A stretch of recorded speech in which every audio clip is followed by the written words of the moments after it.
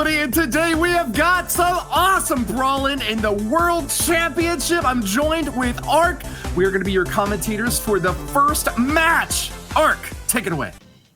Yesterday was just absolutely insane, and I have no doubt that today will be just equally as, if not more so. Up first, we've got Qlash LATAM versus KGP, followed by Qlash LATAM versus INTZ, and then KGP versus INTZ.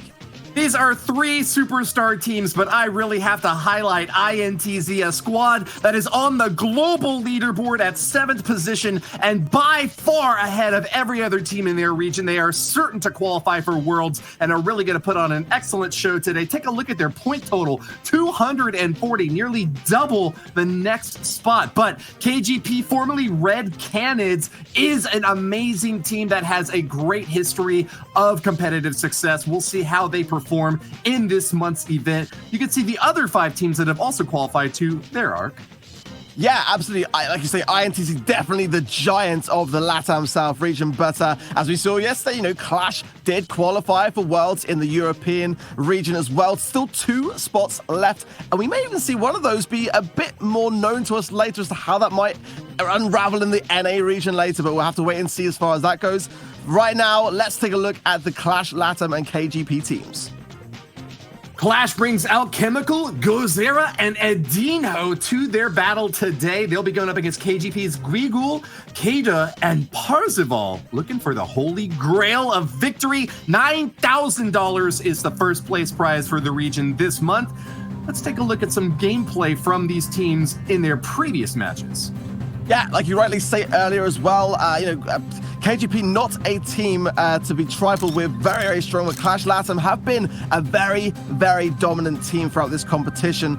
They've been very consistent for the most part, actually, and just maybe overshadowed a little bit by INTZ, but nonetheless, they've got some very, very good players that I would absolutely be keeping a keen eye on. And of course, we all know Qlash EU, their sister clan in a different region, has got a big name to themselves. Possible world qualifier contenders. They have got some great scrims going on in the background, I'm sure of that. But KGP, formerly the Red Canids, have also got a big name to uphold. Huge competitive success in this region from this squad in the past, and a great story carrying them to today. Have qualified once again for this massive competition and have got thousands of dollars riding on their performance, which will be wrapping up in just a couple short hours.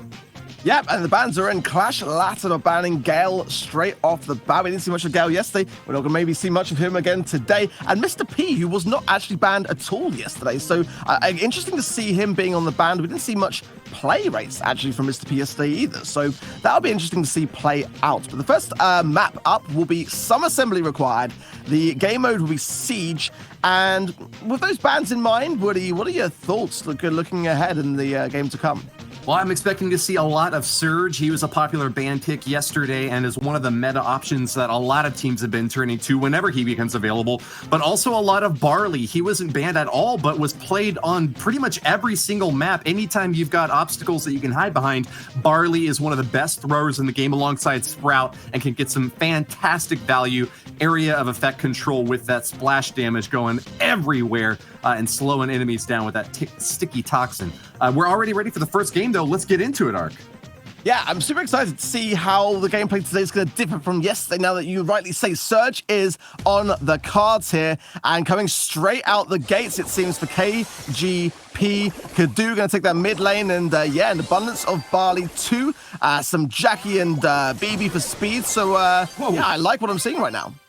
I like that Surge gadget as well, popping forward and staying frosty, moving all around the arena, but not catching any bolts yet. KGP pretty unlucky with the early spawns, and Qlash, I gotta say, held their own in the midfield, not pushing very far in, just close enough to get those bolts, all 6 of them in their hands, gives them that first level 4 siege bot. That's gonna be some solid, reliable damage on the Ike, as KGP have really failed to defend. I mean, it really might have even been a 1 push, and it might still be. Look at this, Woody! Oh my goodness me! The fire being brought early on by Qlash with a 1 push in Siege. You do not see that often. Destruction Derby for Qlash LATAM, a very rare occurrence, but every single bolt in their pocket, they took it all the way to the bank and cashed that in for a massive blast at that enemy Ike, obliterating it and claiming game number 1 in this best of 3 set. Of course, we have 5 sets for these players to compete in, and the first team to take 3 of them will win the whole thing. That could be the first of 6 games that Qlash LATAM needs to win this match. KGP have got to be a lot more on the defense. They've got to be much more aware. Even a small push like that, if supported by the team and the players, can really make it count. And they dropped the ball there for me. KGP definitely needs to do more and lock down these things. They are actually going to swap out Surge and bring in Spike there, which is an interesting play. And it's time for Service with a Smile. Barley coming in from both teams, and it looks like Parzival serving up those delicious pies has got the edge over Adino right now, holding court in the middle right now. He is going to be getting lots of tips for that great performance so far. Grabbing that first siege, they'll get a level 3 bot on their side, but Alchemical and Gozira can deal a ton of damage close range. They are whacking away at it and playing heavy defense early on. Yeah, it's going to be a bit of damage going down for Qlash LATAM, but a quick respawn in from Alchemical X should get a bit done, and Guzera coming in with a few swipes. 30% damage by KGP, much better than the first round, it's safe to say, but they've got to hold them in control here, and definitely a bit of pressure being applied by Alchemical X in this left-hand lane, but for the most part, KGP are doing a good job of holding ground. Regal is playing this Spike so well. He can deal a ton of damage close range, but ooh, got a little bit too close that time for Guz0, whose bat can just knock enemies apart. A home run for Qlash as they knock KGP out of the middle, and yet still haven't gotten enough bolts to deny them the siege bot. Down just 1, that's all it takes to give your opponents a big bot, but level 6 isn't too much for them to deal with. This Ike might still survive, and that would give them a chance to strike back again, but can they hold on? That's a lot of damage! That is a lot of damage. That's too much damage for the Qlash Ike. It will go down. And KGP looking a ton better that round than they were in previous. It definitely seems like swapping out Surge and bringing in Spike made the biggest of differences for me, and a much, much different team as a result. Huge smack back right in Qlash's face. KGP have evened up this race and are on pace for the reverse sweep of set number 1. Maybe they found the magic secret sauce to put into those pies and give Barley and Spike just what they need to deny Qlash this first win. But it's all going to come down to this third and final game of this set. There are no ties in this siege round that we've ever seen in the World Championship, so expect to see the winners get this first bot here and now. A big advantage for Qlash as they've already knocked out one of their opponents, and that's going to be a big hold on into the middle. Qlash's Guz0 firing away and keeping a big lead right now for his team. Yeah, we're going to see some brawler switch-ups as well. Both teams swapping out and going with Jean at the same time, which is interesting to see. Guikul, though, did miss a super, and that's going to be troublesome on defense now as Guzera putting down the herbal tonic there for his teammates to heal up as well. This is much like the pressure we saw from Qlash in the previous round. And look at the damage, Woody. This is crazy. 70%, and it's still ticking. KGP cannot stand to take another bot at all. They have really got to establish themselves in the midfield super fast and get that bolt count up, because Qlash have got a lead on them already and are stacking even more metal on their side of the arena. Adino grabs another bolt and will deny Guigul access. They are just some really tanky brawlers there on the side of Qlash. Adino doing a fantastic job denying access, and that might be all she wrote right there. A level 6 siege bot can definitely get 26% damage. Will KGP be able to defend? Oh, absolutely. I think that in the first round, Qlash did it with like a level 4, and they could do it in a 1 push. So, yeah, easy damage raining down by Qlash. They will take this first set, but it was a bit of a back and forth affair. Qlash finding their footing again in that third game to bring it home. They swapped out Spike. I can't believe that they got a great win in game number 2 and then gave up what might have been their biggest pickup there. But hey, you got to try to predict what brawlers your opponents are going to be bringing and respond in kind. They both went for Jean that time, and as you can see, Guigul there getting a pretty good pull as Gene can work very well on both offense and defense to deny access to those bots and also to grab enemies that are holding on to bolts, but just couldn't get the pulls that they needed that time. Pretty close stat line here, though, as KGP actually had more damage dealt overall, though they couldn't get it onto the enemy Ike. Yeah, that's exactly right, and I do see a lot of people in the Twitter scene. Actually, let's talk about the next game mode up next first. It's going to be Heist, Tornado, Ring. So definitely some different brawlers to be in the mix here. I doubt we will see Gene here, but I do see a lot of players saying that they feel like the Gene meta is no longer a thing, that Gene's a bit weaker. But I've got to say, from like an esports perspective, we do see Gene turning the tides way more often than not. But it's just an interesting thing that the pro seem to think that he's not necessarily in the best of place despite those turnarounds. But going into the next game mode, we will definitely see an abundance of brawlers that we didn't see in Siege, that's for sure. Well, that's what we love about a game like Brawl Stars. It's got dozens of brawlers to choose from. If you can find one little niche opportunity to make use of a brawler that most people have forgotten or haven't been practicing with, that can make all the difference between your standing as a World's finalist. Big hit onto Surge, though, as Max, played by Kada here, is going to get a chance to fire away at that safe. This is going to be a fast-paced hit early on for KGP. We've seen the Heist meta really shifting toward these base race style all-in attacks on the enemy safe, and KGP so far not taking that route, but still doing some excellent damage against Qlash. Yeah, good pressure being applied by KGP. I've got to say, I kind of question Surge here by Guzero, to be honest. Surge is a great brawler, but look at the damage that's raining down. I don't feel like, unless you've got those stacks very quickly, and Guzero goes down, that's going to put him back to the default stack. Yeah, it's a big hit on a Surge when they go down this early, trying to get that super charged up and get those promotions. KGP going to be playing defense now as Adino has kind of snuck past all three of those KGP red brawlers, and Regal going to have to dodge away and heal up from Parzival. Guzero not going to take the opportunity to go for safe damage, instead taking down that Pam healing turret and going to move back onto defense, trying to get that super charged up once again, like you mentioned. That's exactly it. Guzero's going for like the long game, and that's why I just don't think Surge is a great option here, because Heist can be over in seconds, and Qlash seems to going for the slow pressure, again going down, dropping those stacks is going to be putting Qlash LATAM back to square one here, and I think they might need to be thinking a little bit differently going into the next round, what brawlers they take into the matchup.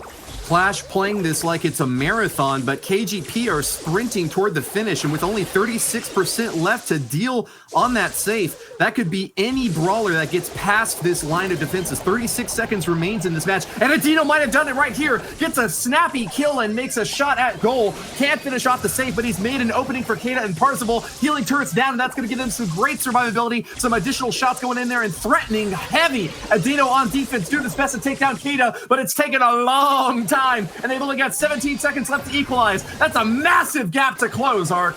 Yeah, I don't see it with 10 seconds how they can do it, but they're going to try for it regardless, and surely the KGP defensive line is too strong, and Qlash LATAM are going to have to go back to the drawing board when it comes to Heist.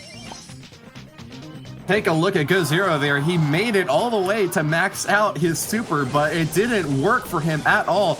To no avail on defense that time for the snappy plays by KGP. Take a look at the replay now as you see the damage just being dealt to that safe in so many rapid successive hits. The little bit of counterattack that we saw from Adino there, throwing that pickaxe at the red safe up top, only brought it down 9% total, and at the end, it was not even close. KGP dominant in game number one. Yeah, and for me, I've got to say again, Surge is a great brawler. There's no doubt about the power of Surge, but I do still feel, as we saw last month, despite the balance changes and that small nerf, you know, he is a brawler which is very circumstantial. You've got to know what game mode that you're playing him on and what map you're playing him on, and whether it's going to be the right choice or not. I definitely feel like Heist is a game mode where you can't go with that long game approach too much. You've got to have a balance there, and yeah, I like the difference. I would actually personally kept B. I think B's a really, really strong brawler here, but definitely Qlash LATAM feeling that the time was right to make some changes, and they've gone for Spike and Bow as a switch up to that previous comp. Well, I'm happy for KGP that they've kept their comp relatively stable here. Parzival coming back once again with Pam. I think that worked really well at applying a ton of pressure on Qlash at the bottom, but they have switched out Surge for their own, as you noted. Good switch up here and going into Spike, who worked really well in Siege early on. Look at that damage, just knocking Kada apart with one well-placed shot, able to take down brawlers with little difficulty and hiding so well in that bush. It really takes a 2-on-1 for KGP just to contest as GoZero and Guigle take each other out. Yeah, it's definitely better from Qlash. I think that the comp's helping out, but I gotta say, I do still feel like KGP will have this one. They've got the max for the speed boost and the unpredictability, and Pam with such a wide spread range. He gets the takedown there on Alchemical X. We did see Tribe experimenting with Bo on this particular map. Yesterday, it didn't dwell too well for them, so I've got a question, despite the power of that tripwire gadget, which we might well see here, if Alchemical X chooses to pop it, didn't quite time it. He's actually still got it, he's retaining it there. So not much damage, so it's definitely stalling the onslaught from KGP. Much different to the previous game at the very least, to say. GoZero is getting massive value out here, even when Kada is able to get that super jazzed up and run straight through enemy fire. GoZero almost never misses. That curveball is coming in super handy. Every time he throws that spiky ball, he basically gets a ton of damage, and he's equalized there with a little bit more stacked on the enemy safe. It's neck and neck right now with 39 seconds left. Neither team has really scored a big hit yet, Ark. Yeah, but great pressure from Qlash LATAM, gotta say. Like, they're getting themselves in great spots here and working the spawn the way they should be, and the pressure is continuously on KGP now. So I think Qlash LATAM with a few shots here, one from Adino, will even be enough just to tip the balance here. 20 seconds left. We're gonna have to see some pressure being applied, some counter pressure from KGP on the opposing table. This one's gonna be all over! And Dino with a massive super rages through the enemy base, striking the safe and getting back into safe distance as well to fire away with his pickaxe again. KGP left high and dry, no way to close that gap, and that's going to be another equalizer in set number 2. Qlash making the strike back this time. Got a hand to Qlash. They are adapting and changing and not staying firm and stubborn towards brawler comps that they may have had success with in their practicing in their scrims. So yeah, I think that for me, the best teams are those that are able to show signs of doing just that. Changing things up, switching things up, remaining unpredictable for me is always a good sign, and getting Surge for me, definitely the right call there. Strong yet supple, firm yet bouncy, able to get back into the action right when we need them most. Great job there to Qlash. Having picked up the first set, it seems like they may have that comeback strength necessary to get the second one as well. It's all going to come down to this third game, the tiebreaker for set number 2. Do you expect to see any big brawler swaps here, or I feel like they've reached homeostasis? I feel like both teams had a pretty good setup. It's just all coming down to tactical play. Very true, actually. They're much more closely matched. The thing is, the bow does counter the Pam turret, and that'll be interesting to see whether the teams do switch that up. Pam is a great choice here. They are going to swap the bow, and the Pam will remain. So that actually may go against Qlash LATAM here, as I did, and they're actually going to go with Surge. So I'm not sure what to make of this. I mean, it really depends upon retaining those stacks, and I've got to say, Kadu did get off to a pretty good start. He's already on his second stack.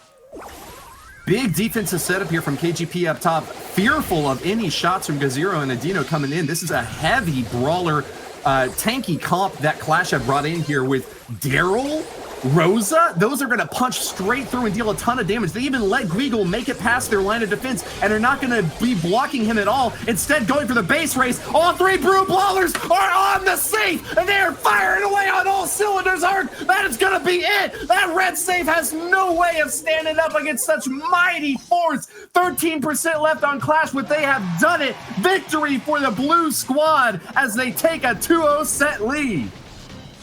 It just goes to show, right, that when under pressure, having Surge is not the best brawler, because you're more consciously aware to try to regain your stacks and to regain your power at its peak. And sometimes in heist, you've got to take some deaths. You've got to be more aggressive, and that's what we saw there. Qlash LATAM turning it around really nicely, are going to take it then and go 2 sets over KGP.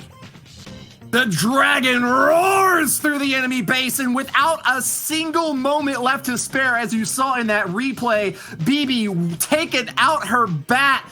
All the bases loaded, cracks a major grand slam to finish that safe off without a second to spare. You saw those two defenders struggling valiantly to try to take her down, but with exactly the right amount of force applied to enemy brawlers and safe alike, Qlash have taken the 2-0 advantage against KGP and will be storming into Stone Fort next.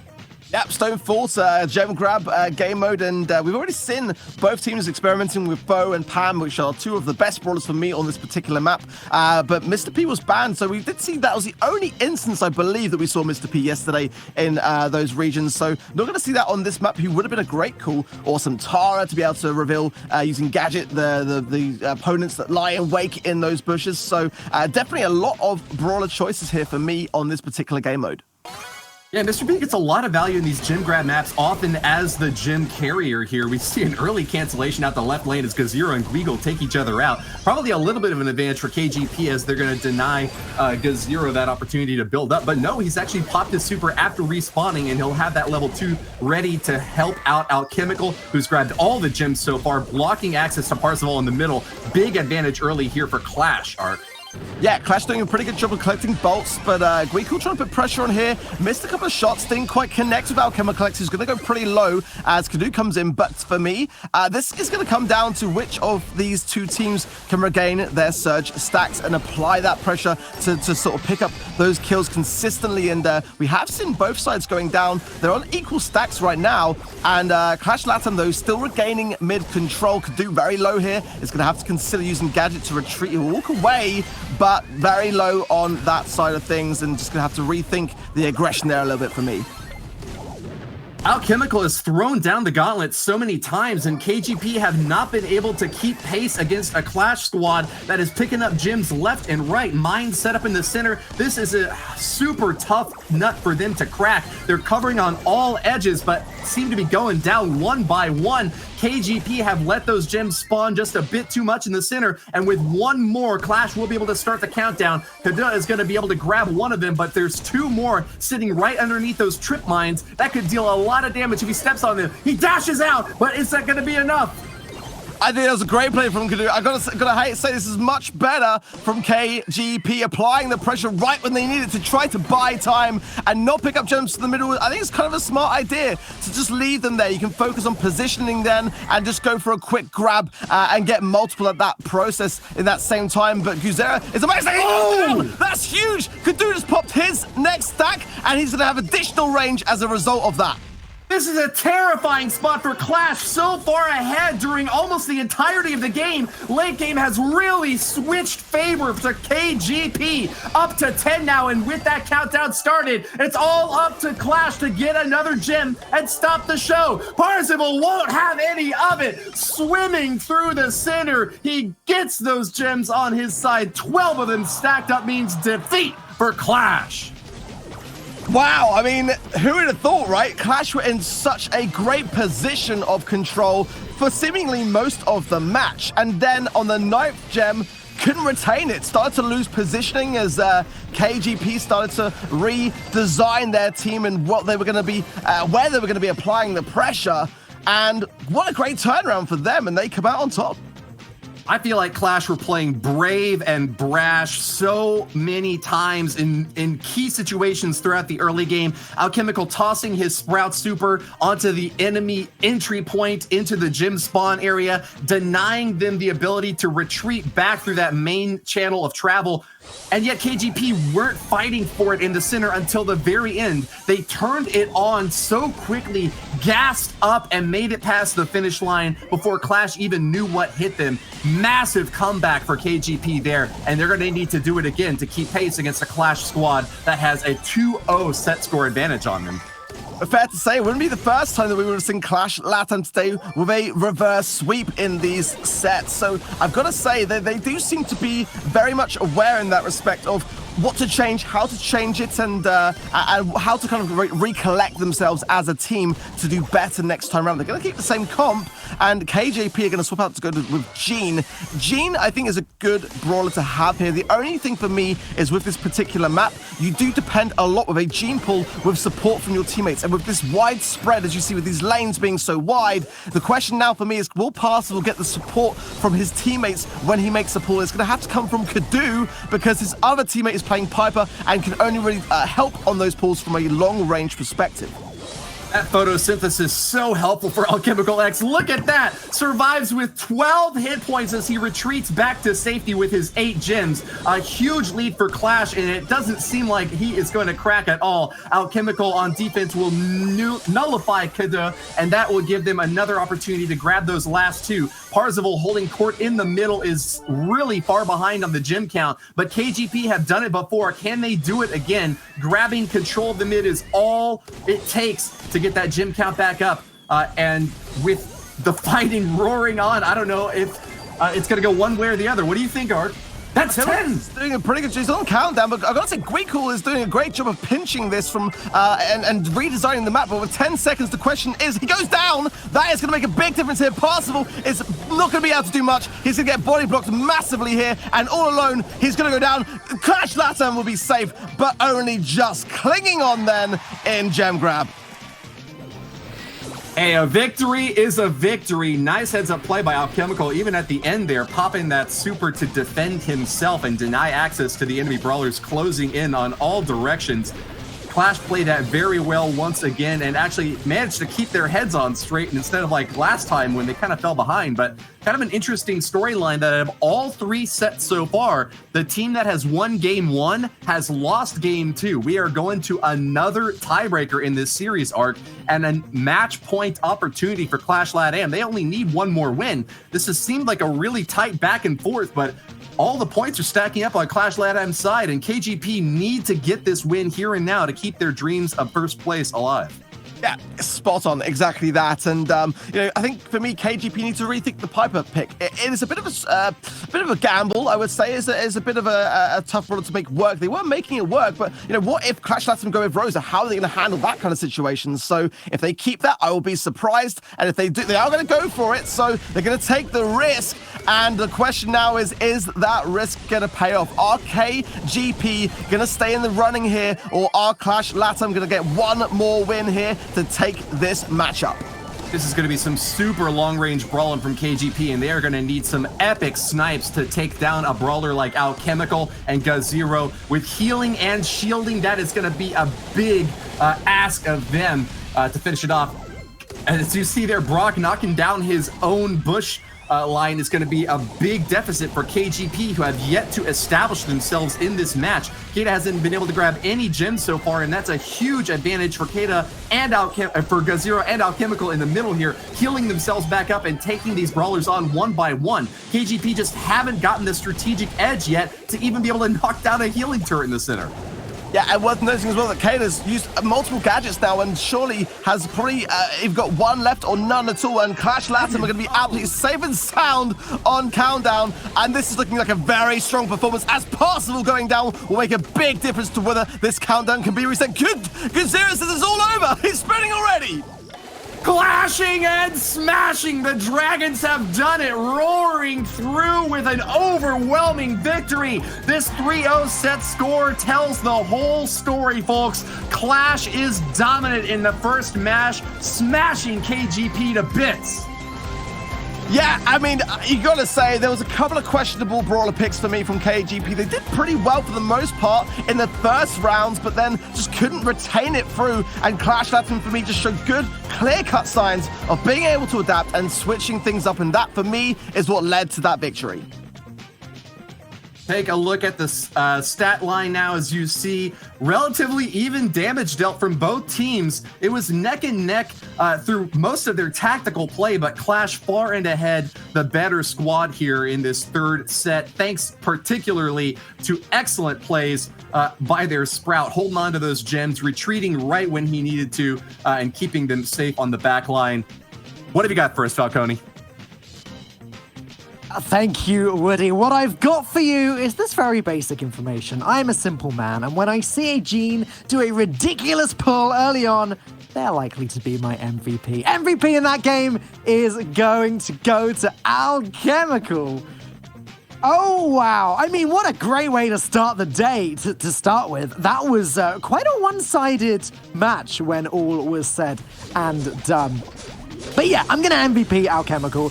There's something so powerful about seeing a Gene pulling opponents into your defense zone in Siege and watching them get mowed down by your Ike.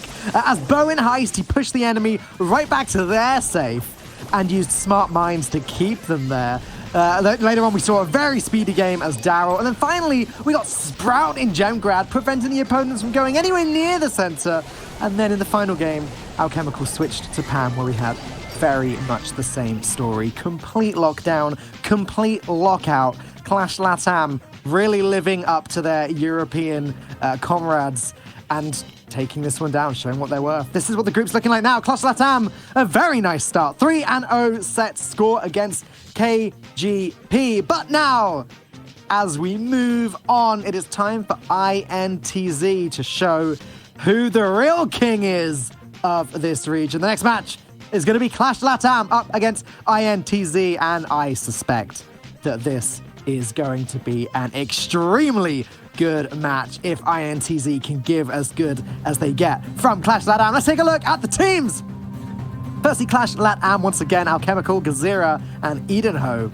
Edenho claims that as the meta has changed over time, so too has his favorite brawler, which is currently Spike. It seems like Edenho likes to play the best, and I like that. Qlash LATAM agree across the board that the strongest gadget in the game right now is Tripwire, Bo's second gadget. The ability to instantly detonate Bo's mines is very strong. We'll see if they can put that to the test against INTZ. It's going to be Matthias, Consti, Guido, and Marcel. Matthias' favorite brawler is Crow, and he claims that that hasn't changed since the beta. The mechanics of how you play Crow now are identical to how it's always been, and that is just the way Matthias likes it. According to Consti, INTZ really excels when it comes to brawler knowledge and knowledge of the meta. These are two very important factors to be successful, but are INTZ really the best? We are about to find out with our second match of the day. Thanks very much, Dan. Woody. We just saw Qlash dominate KGP, and now they have to go up against INTZ, who I feel are going to be slightly more formidable opponents coming into this series. Oh, what makes you think that, Tridd? I wonder. I wonder. Lots of things to ponder, but let's just jump straight into the bans. We got Surge and Poco being removed. Surge was let through last time, and while there was good attempts from KGP to find value, it didn't exactly become a star pick that we expect from Surge. Yes, of course, INTZ, the top team on the LATAM South leaderboard, already qualified for Worlds. Is going to be a very difficult opponent for Qlash to go up against. But Qlash have done it before. They knocked apart Red Canids, ranked higher than them. Can they do it again? A $9,000 first place prize sitting in wait, and it's going to come down between these two teams.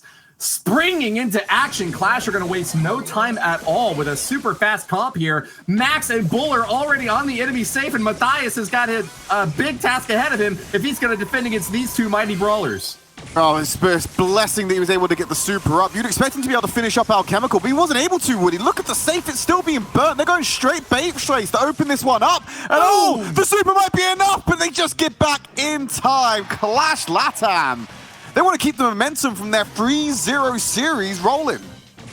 Like a nutcracker demolishing a wall, just gomming on that enemy safe and tearing it apart. Only 6% separated them from victory and defeat. But that's all you need. Speed is on their side when you play someone like Max, and Bull can deal so much damage close range with a mega hit pool that just cannot be taken down, even with a brawler like Gale, who's able to push enemies off of the safe, not enough to keep them safe that time around, Tridd.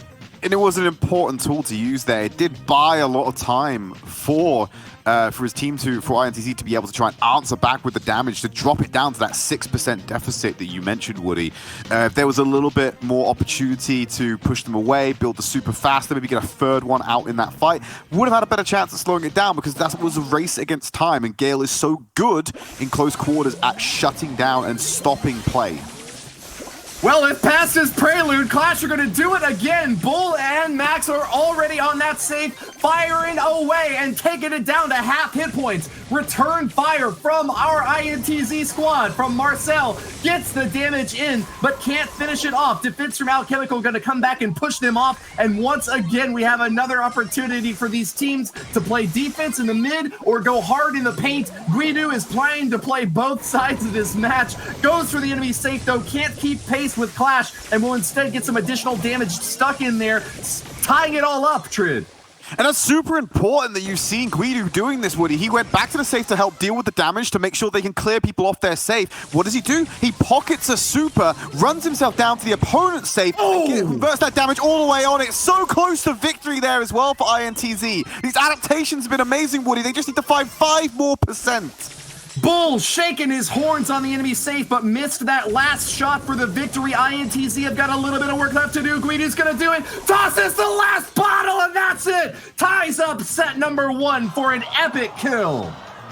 And like I said, Woody, back off the that's off the back of them allowing Guido to come back and stop that aggression from the Bull, from the Max in that first play. Matthias needs help, and that's exactly what Guido's doing by allowing to layer that extra damage and get them off the safe, make sure it's not delaying, but actually negating the push. Picks up the super, walks down the lane, chucks that last call on top of the enemy safe to find value in both defense and offense. Great play. Bull tastes great, but you need a nice drink alongside it if you're going to have a complete meal. Guido serving up destruction as Barley there with some fantastic play in the midfield. A versatile brawler, especially in a heist game mode where you have to be able to play offense and defense at the drop of a hat. Barley is the man with the plan, but they're abandoning him in game number 3. It's going to be a rapid fire succession as all 3 Qlash brawlers jump in once again and are going on defense now this time. Yeah, they're going to be able to use it. Interesting decision to put their spring platform on top of their safe because now they've just lost out this base race. They've got 3 members of INTZ on the safe. Qlash have only got 2. They should be able to out-damage them. Go Zero! Go Zero! Oh, the super! Pushes them back. It's that delay we're talking about. He has to be able to ages! What an amazing play from Qlash! Go-Zero single-handedly providing the defense that they need and knocking INTZ apart as Adino and Co are able to finish off all remaining hit points on that top safe. Wow. Check that replay again, Tridd. I'm looking at the replay, Woody. I'm trying to figure out what happened with Marcel. He was incredibly low HP when he was coming into that push. If he was able to negate some of that damage and come into that fight healthier, Gazero would have delayed the push, but not actually removed the Daryl, meaning that you'd still have 3 brawlers attacking the safe. And INTZ may have been able to pull out the victory there if we didn't find him going down early like he did to Gerzero's first super and follow-up damage. So, yeah, whatever happened in that first engagement just set INTZ up for failure on the rush, and an amazing play from Gerzero to capitalize on that. Yeah, Go-Zero, call him Gale Zero now. He was so effective on defense, and that's what happens when you get a band set up like Surge and Poco. Gale still available means that once he respawns, you're basically going to get no damage on the safe until he's out of commission again, pushing all enemy brawlers off. They were just stacked so perfectly for an attack like that. If I were INTZ, I would want all my brawlers spread out on different angles to deny the ability for a brawler like Gale to play such clutch defense. But Qlash have done it somehow, some way. They got the first win in set number 1 and will be moving on in the leading position. Our game is already underway. Yeah, keeping it nice and fast. Don't want to lose any of that momentum, Woody. As we're rolling out onto Bounty. Mr. P, Tick, and Sprout for the side of Qlash. They got the Jackie. Matthias getting into the face of Qlash right now. Punished correctly right there by Go-Zero and Alchemical. Bounty's the name of the game. It's all about getting those kills. A little bit of an advantage for Qlash as they pick up a second kill. GoZero surviving a massive Sprout blast in the face, but you can't overwater a plant this strong. He's going to be healed back up thanks to the photosynthesis. The power of the sun is on his side, Tridd. Oh, and that's a lot of power. You need a Dyson Sphere usually to capitalize on that one, but don't worry. They're still able to pull out and convert that into all that precious energy. GoZero once again throwing out damage onto Guido. Alchemical from the side with his off-angle briefcases. You have to hit them. Matthias has to find a way to get onto this backline of Qlash. He's doing nothing right now, and they're sitting in a deficit. He needs to go aggressive. He's got a gadget that's going to allow him to speed up, but finding the right opportunity to do so is going to be tough when he's just constantly getting poked.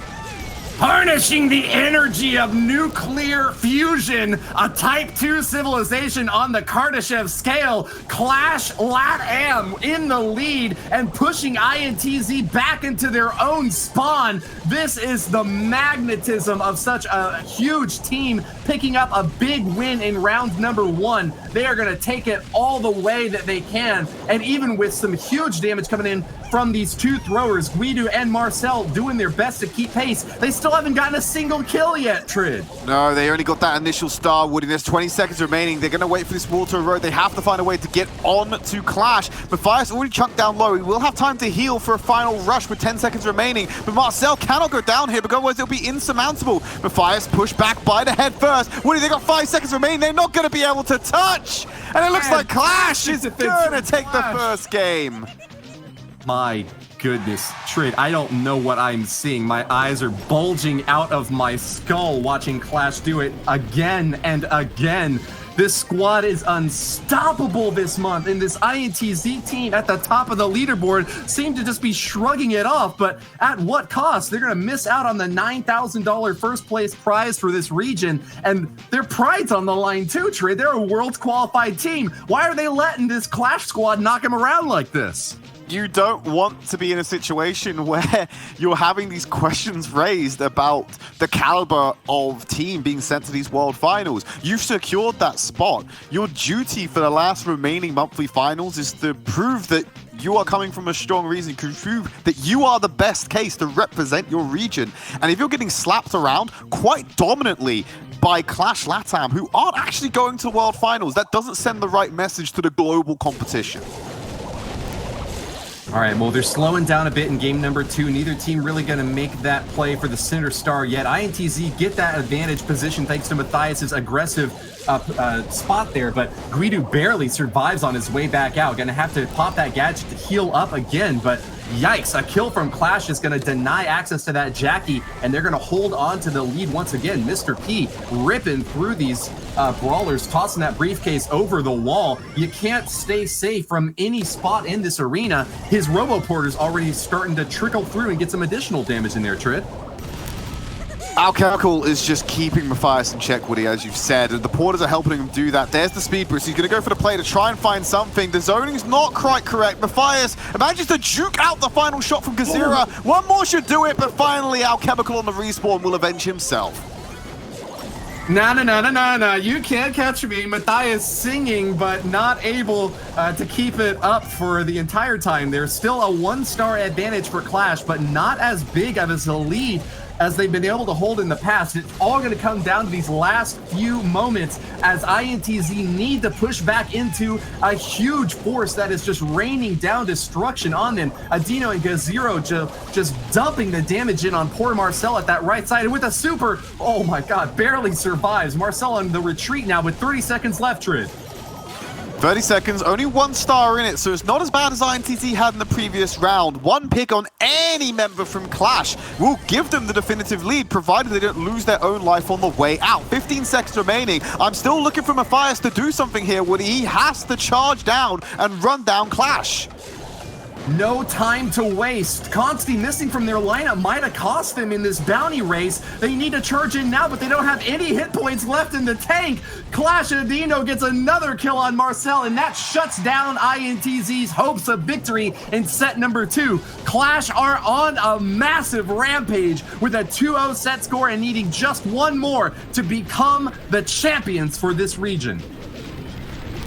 This is probably the fastest we've been able to crown a region champion at one of these monthly finals, Woody. If Qlash keep on this pace and they provide us with another 2-0 in our third set, I think this is one for the record books of most dominant performance. They're just blistering through this series, unchallenged. When it came down to that last map, it's all about this Jackie pick for me and the lack of value it's finding.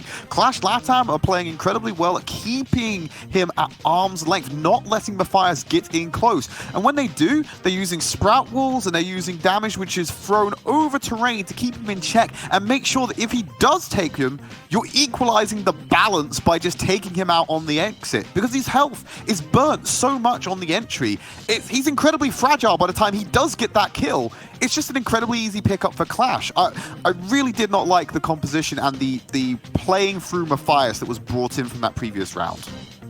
Jeez and rice, my sweet lord, INTZ couldn't even get half as much damage as Qlash dished up in that last bounty set through the stats that you just saw on your screen there. That's a massive gap to have to close, and really incredible, especially when you consider that they don't have to focus on any other objectives. All they got to do is knock enemy brawlers down. INTZ, as you noted there, Tridd, really kind of failing to adapt with their brawler picks to a big hit early on from Qlash. But we're into Brawl Ball now, where it's all about getting that ball past the goal line. A huge lead for INTZ as they're coming out swinging early on, and man, have they really hit their stride in set number 3. That's kind of a damn if you don't moment for Adinho there. He walked into the last call, but he knew he was going to die from the position he was in anyway. Might as well respawn early and make sure you're here to defend it on the goal line. Another last call from Guido zones everyone in. Gozera using that shield from respawn to be able to come out and try and put up a defensive line. But INTZ are finally locking Qlash into their spawn. Going to pass the ball back into the center field. Alchemical, he's sitting on a magic hand. Could use a hook to try and find someone and get an early lead in this fight. He's going to find Marcel. There's an easy pickup. Matthias moves in. Could go for the super hit. Knocked away by Gozera. The great Guido's gone down as well. Alchemical can move this forward. What a brilliant strike, and that gives INTZ a big slap on the wrist. Qlash have knocked them apart. Not going to get a chance to score here now, but what a big pickup for them to be able to push the ball back past the midline and destroy a few of these obstacles. Gozero threatening for the shot on goal, but not going to get it this time. INTZ are hurting from that last exchange, but have not been able to wipe out the offense from Qlash. It's going to be equalized back in the midfield again as Marcel's going to get an additional kill stacked on, but not a chance to get that ball past the goal line. It looks like they're waiting for overtime, Tridd. Potentially waiting for overtime here or for a pick. You saw how they punished Adino for being out of position there, so that was a great move to just make sure you still keep control of this territory.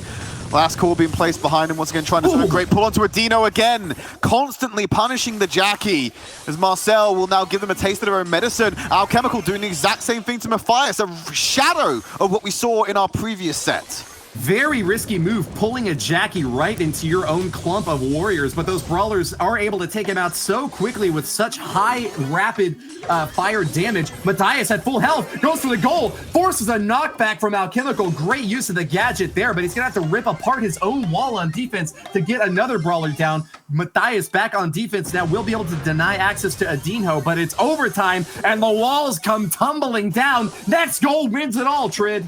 Oh, here we go. Qlash, they've got the ball. No super pass available for Gozera. He's going to play clearance. He's playing blocker. Great super from Matthias. Will turn it around. And the pull from Marcel. Make sure INTZ have control. 40 seconds remaining. They're now going to go on the offense. The grip of God from downtown, and now Matthias is in striking range. Hovers that super and is looking for an opening, but Adino will not give it to him. Gozero gets one more whack, and that's going to be it. Qlash's defenses have held on, and they will get the chance to make the final drill on goal. Super pass across to Gozera. He's going to move forward. Got the shield over to Alchemical. He's pulled close to the goal. Matthias using the super to lock up the members of Qlash. Adino wants to get control of this. Has to pass it over. Gozera has the shot on goal. Adino passes back. It's in! 10 seconds remaining. And a 1-2 pass punch from Qlash keeps the ball rolling in their favor. They are one game away from an absolute blowout of the LATAM representatives that are going to the World Final. Such fancy footwork from Qlash, tossing the ball back and forth. And you gotta say, that takes a shot every single time they do it. They're burning their own ammo, but it doesn't even matter. Landing every single hit and getting that ball past the goal line is what matters most, and they used every single resource available to them. Guido just unable to deny access that close to the goal line. That big Barley needs to come in earlier in the match if they're gonna get value out of a guy like him. I think that INTZ were definitely in a leadership position early on in that set, but with the obstacles coming down in overtime, Qlash definitely took advantage of that in a better way. We were so focused on the ball at the end there, Woody, we didn't even realize that Alchemical, even though he was pulled behind the goal line of INTZ, he was still alive, causing havoc whilst inside the goal himself on 50 HP. They couldn't play focus to the ball, and actually was one of the reasons why they were able to get it over the line was because they were constantly under threat from two directions and they couldn't finish off Alchemical. Well, we've got a reset in the midfield now as we have a big change in the brawler setup here. GuzZero is going to be playing Frank for the first time today as INTZ's Marcel brings El Primo into action. Haven't seen a whole lot of him, and that's really not going to play in INTZ's favor at all. Qlash make a big rampaging strike through the space. Big super on the enemy goal line, and that's going all the way in. Adino scores! You can see that coming a mile away, Woody. As soon as Frank was able to sit on that super, have ball control, move into a position where he could just stun up enemies, lock up the terrain, sets it all up for another one. And there's the super again. He can chain this together, but thankfully taken up by Marcel to shut down the push. Alchemical had a shot on goal with a super pass, but Guido shut him down and will keep hold of that while the respawns come in. No way to make the goal happen this time. Guido's just going to toss it over into the corner and walk to his own doom. Max is scary, but cannot hold up her own against the big old hammer dropped by Frank. GuzZero takes a big hit, but Alchemical's magical puffs are going to start getting him back up to healthy. He's going to toss the ball into his own goal line area now as he plays defense up on the front side, swinging that hammer with every single inch of the enemy lives, but not able to connect with that last super there, Tridd. Bit of a swing and a miss there for Frank, but he'll be able to build that super up fast enough. Mafias going to go in with one of his own, knowing that he won't be stunned up. Counter damage has come in. There's the super online for GuzZero. Will go down, happy to sit on top of that one because they know that, well, there's nothing to gain. The ball's in the back right corner. You've got two members up. There's no pressure against the goal right now.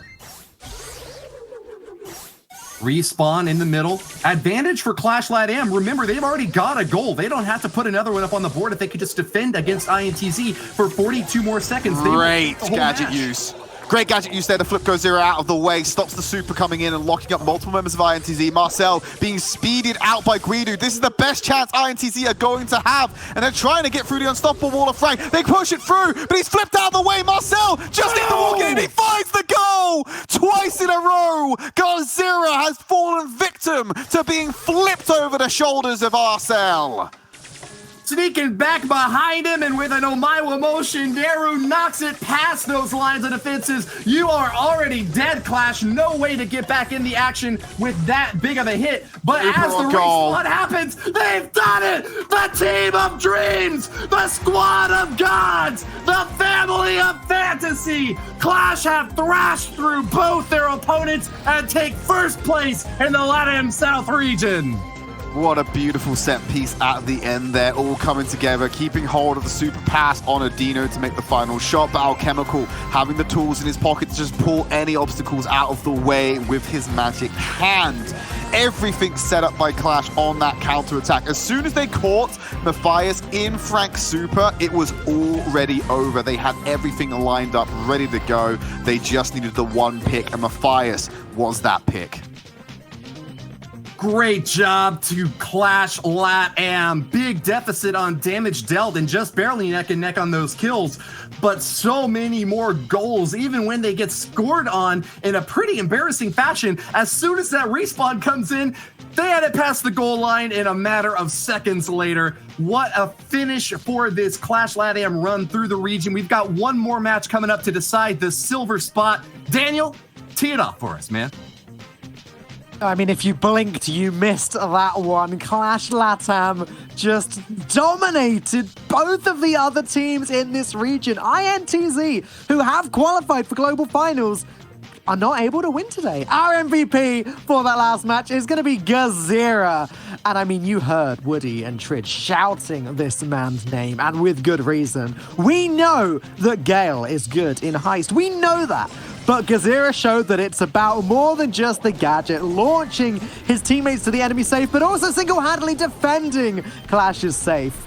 In Bounty, it was all about Sprout. The whole of Qlash played a very defensive long-distance game, and it certainly worked out before finally in Brawl Ball, where we saw a little bit more aggression. First, we saw Gazira as BB, and then the dominating Frank taking down enemy defenses left, right, and center. That was some incredibly well-played Brawl Stars. Here's the group now, though.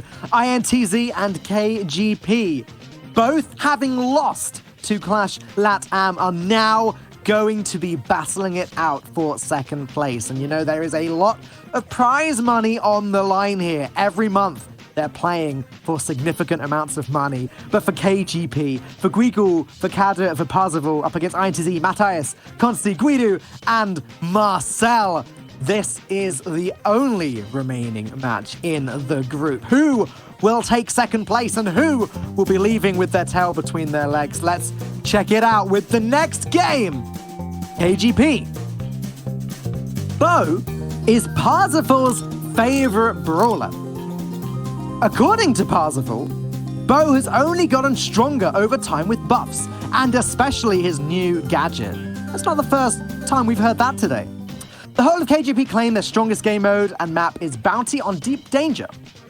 Some of these Bounty games are wild. I'll be really interested to see if that comes up against INTZ, who were a little bit less sure about their favorite map and game type. Consti claimed that their strongest map is Crossroads, a heist map, whereas Matthias and Guido said that Gem Grab is their strongest game type, and Marcel believes that Brawl Ball is where they excel. I guess they're just great at everything? Matthias said that his teammates' greatest strength is the ability to play well with all of the brawlers. This is good. We've seen a lot of variety this month in particular in the monthly finals. So the ability to play as every brawler well is important. Let's see if it pays off in the final match of the group. Thank you very much, Falcone. What an amazing day for Qlash LATAM. I mean, that was like just one of the quickest matches we've had all year, I think, Tridd. Yeah, that was the 112 right there. That's the speed run for sure. So let's pull up some bands, keep the show rolling. Maybe INTZ and KGP, off the back of their crushing defeats, can find some semblance or some takeaway here from their last series of the day. Jackie and Surge being taken away respectively from both of these teams. Let's pull up the maps and have a look at what we're going to see for this particular series.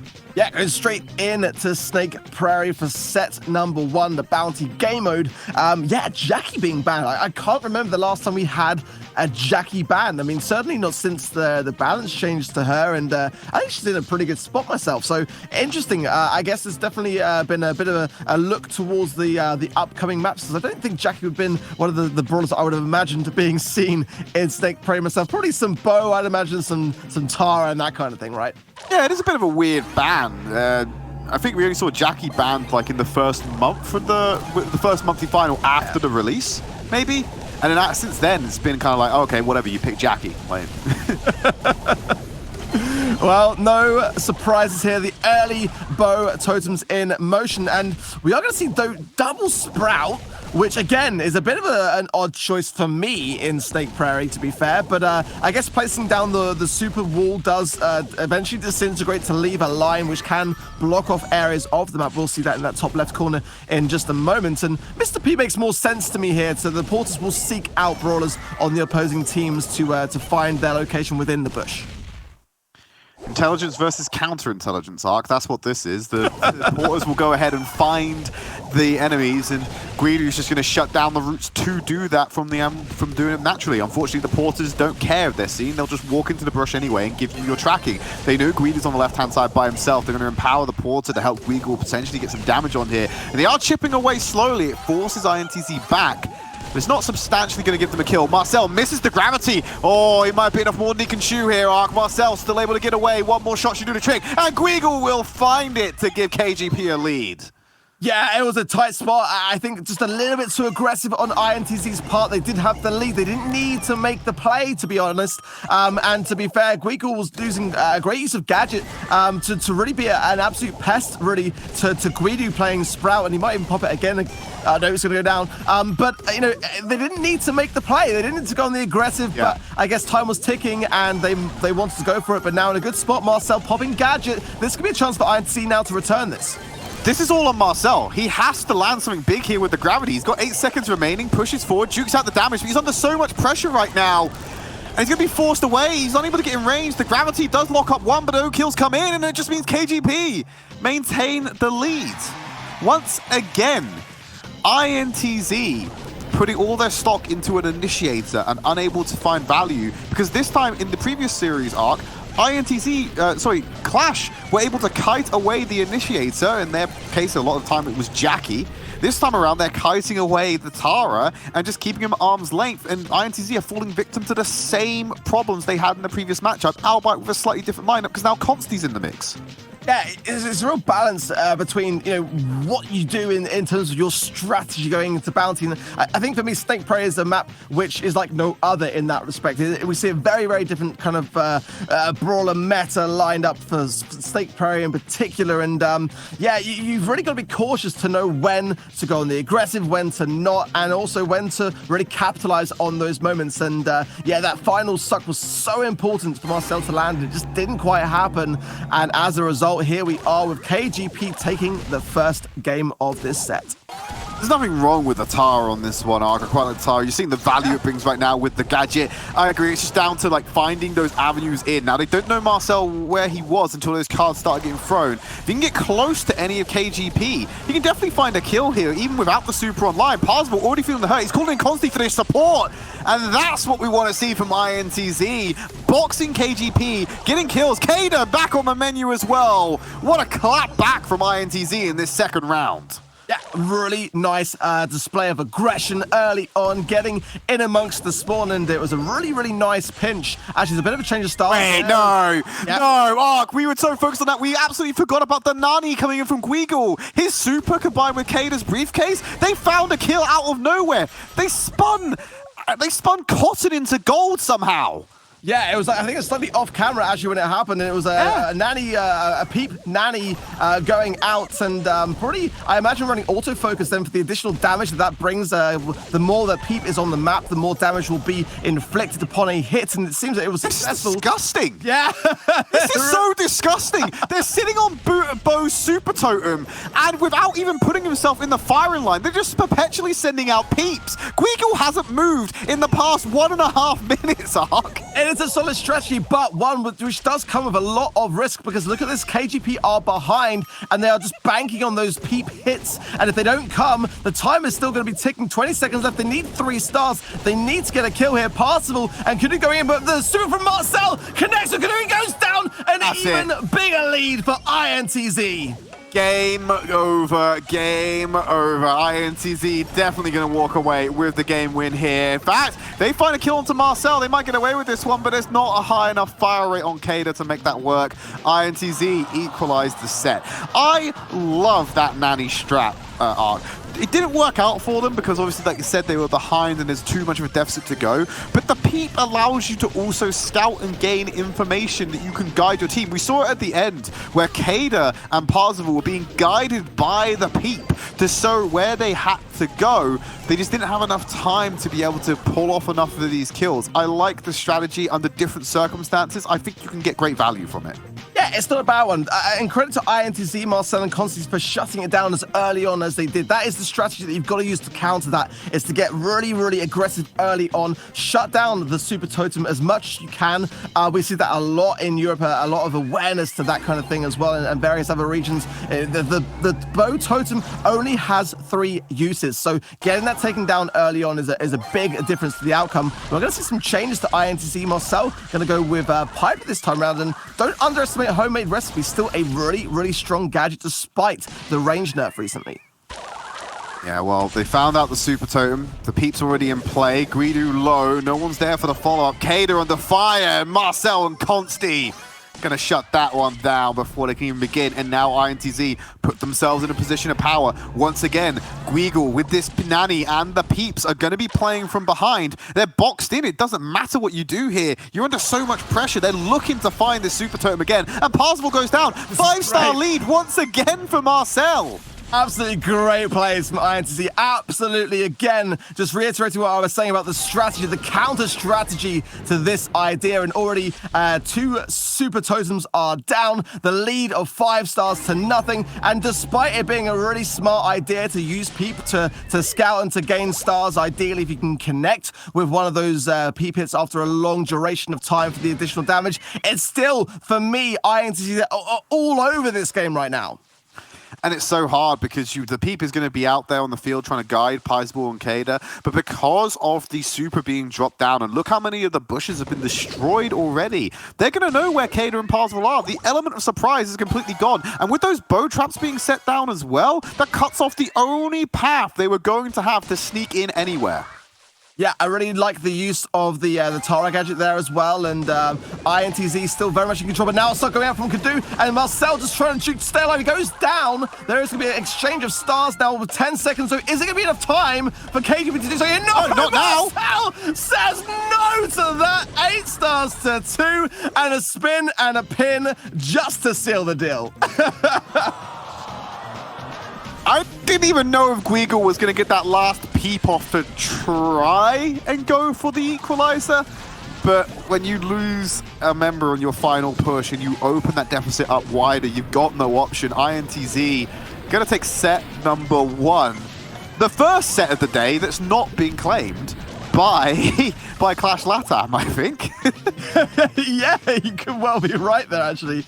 Here we go with the scores. My goodness me, 17 stars to 9. INTZ were all over the game in terms of damage, in terms of kills, and in terms of those all-important stars. Much better from INTZ than we've seen today, and obviously they still very much have their eyes on the prize when it comes to the prize money today. That's interesting as well. Like 2 kills. I don't know if the stats are correct there. 2 kill difference in favor of INTZ. Yet an 8-star difference. So what? They're averaging 4 stars a kill on that to make that happen. Is that just? I don't want to call attention to it because it might actually be like incorrect stat gathering on that one. But that seems odd if that's correct. That they were averaging 4 stars a kill to make up that extra deficit. I don't know. All my maths is just completely wrong, and I'm just not doing anything correctly here. Or maybe I'm looking at this wrong. It just seemed odd that that was the difference. It's so jarring between kills and stars. Yeah, they were fine. It's the higher the bounty, the more advantageous the kills to get in return. So yeah, I mean, in Siege again, like, you know, getting those bolts is going to make a big difference. So we're going to be looking to see how many of those bolts that can be banked. And yeah, in general, like the more of anything that you can gain in any mode is going to work out better for you in the long run. I just heard from production the stats are correct as well. So, like I said, it might just be having a dull moment and not being able to process how that works. But like I was saying, I just thought that was very bizarre. Let's look at the comps here. We've got a double Sprout and, well, actually Gale for me is the one that stands out, and INTZ constantly making quick use of that. I think they might have even used the jump pad to get into the mix early on. Marcel spinning with Kadu as if to say hello, but the lockdown is there, and I wonder whether behind the scenes INTZ are as friendly as this. I'm sure that they are very much all about the competition. Maybe trying to get inside the heads of KGP as it seems to be working. Parzival is setting up the Gale crying pin as a result. Siege bot level 3 is going to make the connection. That is a lot of damage for level 3 Siege bot, purely because you were just able to leave the bar lead to his own device on the left-hand side. Aggressive counter push coming out. Consti's there to save the day with a super zone to keep Guido up and maintain some of this mid-control. No bolts being captured by KGP. Marcel and the rest of INTZ want to hold on to this lead they've gained for themselves, but Parzival's going to come in just as fast to try and help out with that spring platform. Finally going to clear him away, but INTZ have taken that early lead. Yeah, they got the early lead. They got a lot of early damage in that first push as well. And here's another one coming in, and Marcel is already showing the sad face. You know what that means, Tridd? It's going to be an INTZ moment of aggression, I think, coming in here. And the Sprout Walls are deflected. It might actually be okay for KGP. They might live to fight another day. But the walls, the shots over the wall here from Guido and Consti goes down. It's going to be enough. INTZ will take the first round. The residual damage from Barley's bottles, as well as the constant spam from Sprout, were able to close that one out, Ark. And you gotta say, credit to KGP on that defense, able to use the Sprout Wall at the last possible moment to maximize the duration on the detour that the Siege bot has to take. Then you throw in Consti's super to push them not only the Siege bot, but also Marcel back to disengage him to buy more time. They did everything they could on that final push, and I feel as though their defense on the first Siege would have been stronger. They could have potentially tried for the last Siege there, but they just didn't have enough HP to play with. Yeah, it was a monster first push, 70% damage. And more often than not, we do tend to see that once that amount of damage has been done early on, then it doesn't seem to go any other way. It's a very, very rare occurrence to come back when you're 70% down upon a first push. Whether teams will change these comps as a result of that last game, I'm not sure. One thing for me is Barley right now definitely seems to me to be a brawler, which since that new gadget being implemented, Herbal Tonic, seems to be running riot, and we are going to see actually KGP move away from that, interestingly enough. Interesting decision by them. Marcel now moving on to the BB as well. Coming around from the side. Guigel stunned up. Now he's going to be locked into a corner. Doesn't have an opportunity to pop his super. Bolt lead in favor of KGP, and they will get the level 2 Siege bot. Very weak one to start things off, but they've already not got the full strength push to reinforce this. Yep, KGP are going to have to be a little bit composed here and stay alive, because that makes such a big difference, not only to this push coming in directly, but indirectly with regards to control the next round. There goes the takedown of Guido, and again of Consti. That's a great moment there for KGP to capitalize, and being very smart by not all going in as a result of those kills, just holding firm and staying in position. So important to banking these bolts for the next round. Oh, absolutely. Consti can't find the path he wanted to because he's been blocked off by Kadu. We'll move around to the side. Got a super online, locks up Guigel once again for Marcel to get the clearance, but Guigel turns it around! He shouldn't have got away with that one, Ark, and he banks that bolt to push KGP's lead even further ahead. Level 6 gonna start heading towards the Ike. Great place from Guigel, and also banking the bolt that was actually being tried to have been banked by Consti, who tried to use I think a little jump pad to get out of the mix there and at least come away with a bolt. But as a result, this is great pressure being applied here from KGP as they start to maybe get some confidence here and bring things back. And we're not seeing any sad pin emotes coming this time from Marcel. I think definitely a much more serious tone in the INTZ camp right now. Oh, Consti just turbo-inting right there into Kadu and Parzival. Oh, nothing he can do about that one. Guigel's got this under control. Ark, I'm calling it. This is all over. KGP have got this round. I don't see any way INTZ get the bolts they need to stay alive in this one. No, I think you could be right. And just as funny, as soon as I said that, Marcel puts out the crying face. And I think it's actually on the other flip side of things this time round. More of a genuine, I am sad that we've lost this round. Yeah, they're just going to stop now. You saw Marcel just make a run at the Ike just for the hell of it, because they're not going to get anything of value. Last Siege, it's all over. KGP going to equalize the set. Great to see a bit of fight and a bit of feist left in KGP, as I did feel like they kind of maybe had already accepted defeat in that last set, so that last round. So great to see them starting to mix things up a bit, and I've got to say, surprised to have seen them do so without the Barley pick. So yeah, I'm keen to see what they'll do in the next round as well. Final round of Siege coming up. We don't have, well, we can have draws in Siege. It's just not likely that it happens. And probably going to have the decider of this set coming up here. Remember, if INTZ win this one, Ark, they will go to match point, which will be good because this is just a battle for second place. Both these teams had identical match differences after their series with Qlash, so it's a completely neutral fight for second place right now. Yeah, and a lot of money is going to separate that result. And, you know, for me, I've got to say, I'm not sure what team I would hand it to right now. We've seen signs on both teams of adapting, which is always a good thing. And Siege can be one of those game modes where you just never really necessarily know which way round it can go. We are going to see BB from Marcel already possible, locking on quick with Kadu. I'm not sure already for me whether KGP have got the stop that they need here. Marcel using home run, that star power to great effect to whiz around the map and bank quick bolts for INTZ. They've got mid-control right now. They've removed the Gale on the side of INTZ. They put Guido back onto the Barley, which means they're not going to have the reinforcements that they usually have for the BB to lock up these kills, but they will have that additional safe damage coming in from the throwers. Guido going to be picked off as the bot comes in. He's got sitting on that super as well. This is going to be a chunky push from INTZ. Yeah, damage raining down and more over the wall from the Sprout there as well. Almost 50% on one push is a big result for INTZ, and definitely looks like Marcel knows that. Absolutely, Parsable going to push him away. Great lock up there onto Guido, point blank range. He's going to get away with this one, manages to take one with him as well.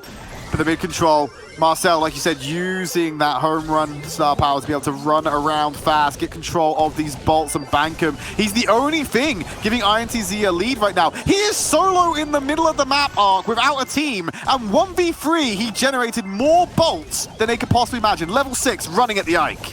Yeah, I've got to say, it's a really smart brawler choice and also star power choice, because BB would not be nearly as effective if running the other star power of batting stance for the shield. So gotta hand to Marcel, banking serious bolts, and look at the damage raining down as well. Is it all over now? No, they got it! INTZ close out the set, and they get themselves to match points as they get a 2-0 lead. My goodness me. This is more like the INTZ that we're used to seeing. The aggression and the control and the confidence, and definitely wasn't the start that we were used to seeing, but now maybe starting to get within their stride. Absolutely, Ark, absolutely. Great place there by INTZ. Turns out the barley was the secret ingredient they were missing all along. As soon as they got that back into the mix, far more dominant. But it was really impressive there by Marcel on the BB to be able to work as a solo operator, abuse the movement speed that they had over their opponents to be able to lock down all these bolts and maintain a consistent lead in this final game. Not that any bolts in it, actually. Only 4 that separated the two teams, but definitely a lot of early pushes that made the differences to me. I think in that first round, that's 70%, and in that final round, 50% being those first pushes. Hot Potatoes is going to be our next map, however. The game mode of Heist is going to definitely mix things up in terms of the brawler comps and choices, and you know, getting that balance between aggression and defense on Heist, such an importance moving into Hot Potato. I imagine we're going to see probably a few... imagine Gale's going to get paid here. We know how much people love to play Gale with the springboard to get onto the safe much faster, but you don't have that blocking wall that we typically find on some maps, which really add value to it. So it might be able to deviate away from that one. Instead, going to see Kadu go over to the Rico. A personal favorite of yours, Ark. Yeah, I got to say, I do. And I was going to mention Rico. I wasn't sure whether we would see it from the South LATAM region, as it is normally a bit of a specialty from the Qlash players of Europe, but definitely for me a great choice on Hot Potato, and already you can see it going to great effect just to shut down that middle lane, and Marcel is really going to struggle here, depending upon what star power. I think he is running additional range as well, so that might come into effect here, but Kadu shuts it down early on and says no, Rico is superior. Well, you know, that's a Rico for you. Lots of walls to bounce it off. The damage comes in, and that range that Kadu is able to abuse with his super. Marcel wins out a duel, thankfully. He's got one of his own. He's going to bring some range to the party. He needs to find a way to get away from this one, though. He's thinking about using his super to try and take out the Barley. Will lose his life for it. And INTZ have not been able to touch the KGB safe. And the KGP have just consistently been able to whittle away at theirs. Yeah, Parsible's being a pest on this right-hand side by just getting continuous damage. Greedy shuts it down, but almost goes down himself, surviving on just 112 HP. And it looks like, for me, KGP finding themselves a little bit more comfortably so when it comes to Heist. They've got such an overwhelming lead right now. It'd be a serious misplay from KGP to be able to pull this one, actually lose this one, sorry, because they're just still whittling away at the safe. Parzival just needs one more bottle, and that'll do the trick. KGP come out with the victory. So at their series point, decide to have a second win and come back into this one. Yeah, I mean, there's no time like the present to turn this one around. I mean, I gotta say, I did feel like for me, the weak link may have been the Colt pick there from Marcel. Colt, as we know, is a great brawler in Heist, and it's one of those which does come with a lot of risk, though, as well. You've really got to land those shots, and then Colt can come into his own. I do think that the star power of Magnum Special with that additional range, as opposed to the speed, is definitely the better of the two. But I think you might want to go with Rico to counter that mid lane, or something like that, or even like a Brock could really mix things up to get rid of some terrain and take away some of the ricochet shots away from KGP at the moment. So it's definitely, for me, them that are the stronger of the two teams right now. Okie dokie. Carl coming into the mix as well with the Barley and the Rico. No adaptation for the side of INTZ. They're still sticking with the Colt Max and Spike combo. I mean, Colt can work, but you gotta break some terrain. At the moment, Kadu is all over that and using that to his advantage. The more they can break up the walls, and I mean, the Colt is really the only brawler which can do that with any kind of like terrain damage from the super. Like, it's gonna allow Kadu just to be able to use that to his advantage. So there goes Marcel's starting to break it up now. It's a good thing for INTZ. It's gonna make it a lot easier to take these duels instead. Guido will get the kill. Now he can open up onto the safe, but Guigo's back. Gonna keep them back as well. Able to get damage on the safe. So INTZ have a lead for the first time in this map type. And Marcel looking to extend that. Now he can break more of this cover. Will go down as he trades out with Kadu. Probably a good respawn for him, actually. He'll come back and be able to be in a position to break the walls that he actually wants on that left-hand side there. So he probably actually wants to come back on the right. He went for the right. Full right. Obviously cautious of Parzival there and allowing Constantine to win lane. I think this is a much better display of what the comp should have been in the first round, and definitely for me, a much better performance from INTZ, but they've got to maintain it. Shutting down Guico there is important as well, and Parzival low, and Kadu there, and Marcel just breaking again more walls. This is much better from INTZ in the long run here. Yeah, if Marcel can actually break this final bit of cover on the left, the options from KGP have been entirely shut down. This will be huge for INTZ if he can get that next super on the line. Yeah, the strategy was always there, but it's going to be implemented, and it is a one that takes time. And look at the damage rain down there. So much damage. INTZ dropping the ball for just a split second, and look at the results of that one. KGP, they knew they had to act. They're about to run out of win condition. Now INTZ have to go for a pure damage rush. They've got the raise, they've got line of sight, but they have not got the damage or the time. They've been cleared up by KGP. 30 seconds remaining, but they dropped that deficit down to 16%. They're staying alive, however. Kadu with a shutdown there on Marcel. So important. It's just Guido and Consti fighting that last remaining damage, and I don't know whether they're going to be able to get about all three of them there for the push. I think KGP might have those of a final two from the range from the Rico. Damage going down. Oh, it's all over. KGP, they're going to take away this set arc. There's no way. Surely they can't. Guido's going to go for it, but then Marcel with the super, he does it! 1% was all he needed. Drops it down right at the last second. INTZ force us to match point whilst keeping us on Heist. Marcel, what an amazing time to bring the final shots to the safe. It was such a close finish there. It could have gone either way, but my goodness me, the Colt pick came in clutch just when it mattered most. They figured out a way to make their composition work. That was the game plan, like you said. Ark, break away the territory, make it harder for KGP's more vulnerable damage dealers to push up and attack the safe. They nearly lost it, though. Like you said, they let their foot off the gas and they lost so much of their safe HP at one go. We're now entering into that final game and more adaptation from INTZ. This time they're bringing the Gale and they're putting the ball front and center on that save. Now, this is the strategy that I would expect to have seen more. The Colt strategy does work, but boy, is it risky, and it's a long game approach. Going now with the Gale jump pad and the tankiness of Bull to go down and just continue that pressure, I gotta say, for me, this is a much better idea in terms of strategy from INTZ. They've been doing a good job of shutting the ball down, though. They were getting some damage, but not enough to cause any problems. Marcel just running out of spawn, jumping on the jump pad to get onto that safe, get some clearance, will get a bit of damage off, but he's not going to be able to stay alive much longer against the Rico when he's outputting it all. But that damage being spent back on the defense is not being spent on the INTZ safe, so they're starting to pull ahead with this one. Exactly that. At the moment, INTZ can just keep jumping in and just keeping that pressure on defense and keeping KGP back and forced as a result to continue taking down INTZ. And if they just keep this same strategy going and don't drop the ball here, Marcel jumping in a bit. Oh, this is big. They want it.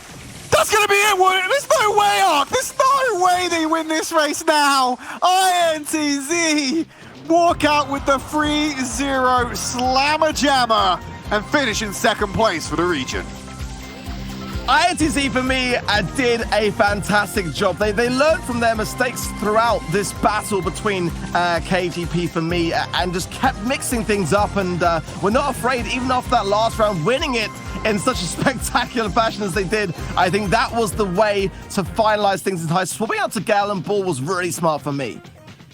Let's take a look at some of the stats. This one was a lot closer. KGP overall dealing more safe damage. I think that's ultimately down to when they lost, they were keeping it closer than INTZ were able to do so.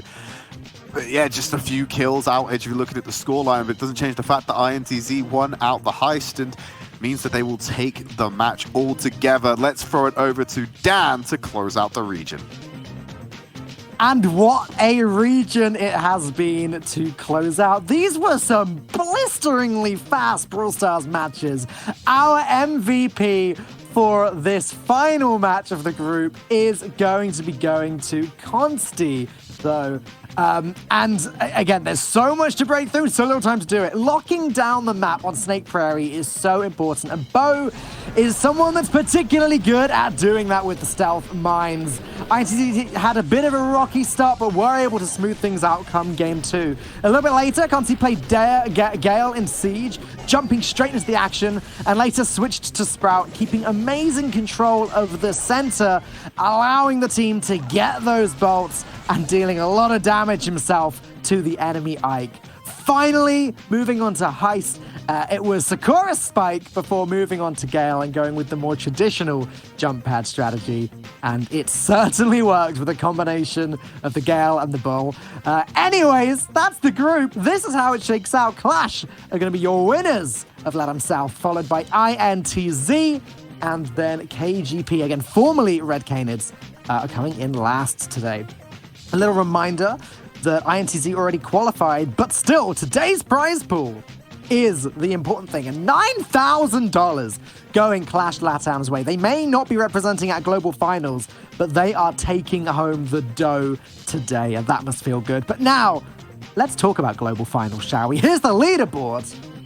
INTZ are the qualifying team. There is nobody that can even come close to catching up with them, with Red Canids, KGP coming in second place, and Qlash LATAM sitting in a close third. But again, this is all locked up. We will be seeing INTZ at the Global Finals later this year. And that just about wraps up that. We're now moving on to North America and LATAM North. We've got Omen Elite, IX Gaming, and Tempo Storm all fighting. Some of these teams are fighting still for their right to qualify for the Global Finals. Here's the leaderboard. Tempo Storm sitting on top, but not by much. Omen Elite have got a thing or two to say about that. And there you go. That's the situation. This is how much the teams can earn. There's only 10 points in it, and both teams are competing in September and October. Both teams can earn up to 30 points each time. This really could go either way. Every single match today is going to count. Take a look at the first one. Our first match of the group is going to be Omen Elite versus IX Gaming. We've got Corey, Supersai, Tyrant Star, and Zulan up against Zal, Crying Man, second best, and Shepo. And oh boy, every single match counts. Let's get straight into this. First up, we've got Omen Elite. Zulan's favorite brawler has changed several times over the years. First it was Rico, then Jean, then BB. But right now, he's settled on Piper. Not a lot of changes, but it seems as though it's a very similar style of gameplay throughout. Supersize says his teammates' biggest strengths are strategizing, communicating, decision-making, and their attitude and mindset. That's a lot of strengths. Let's see them put that to the test up against IX Gaming. Depo's favorite brawler is Colt. He believes Colt has changed over time. There's a lot more variety now in how you can play him, especially with the gadget. Depo also told us something really interesting when we asked him how their team strategy has evolved over time. He actually admitted that the team have gotten a little bit worse as they didn't play with each other for many months. Hopefully, they will be able to pick that back up again in our first match of the group.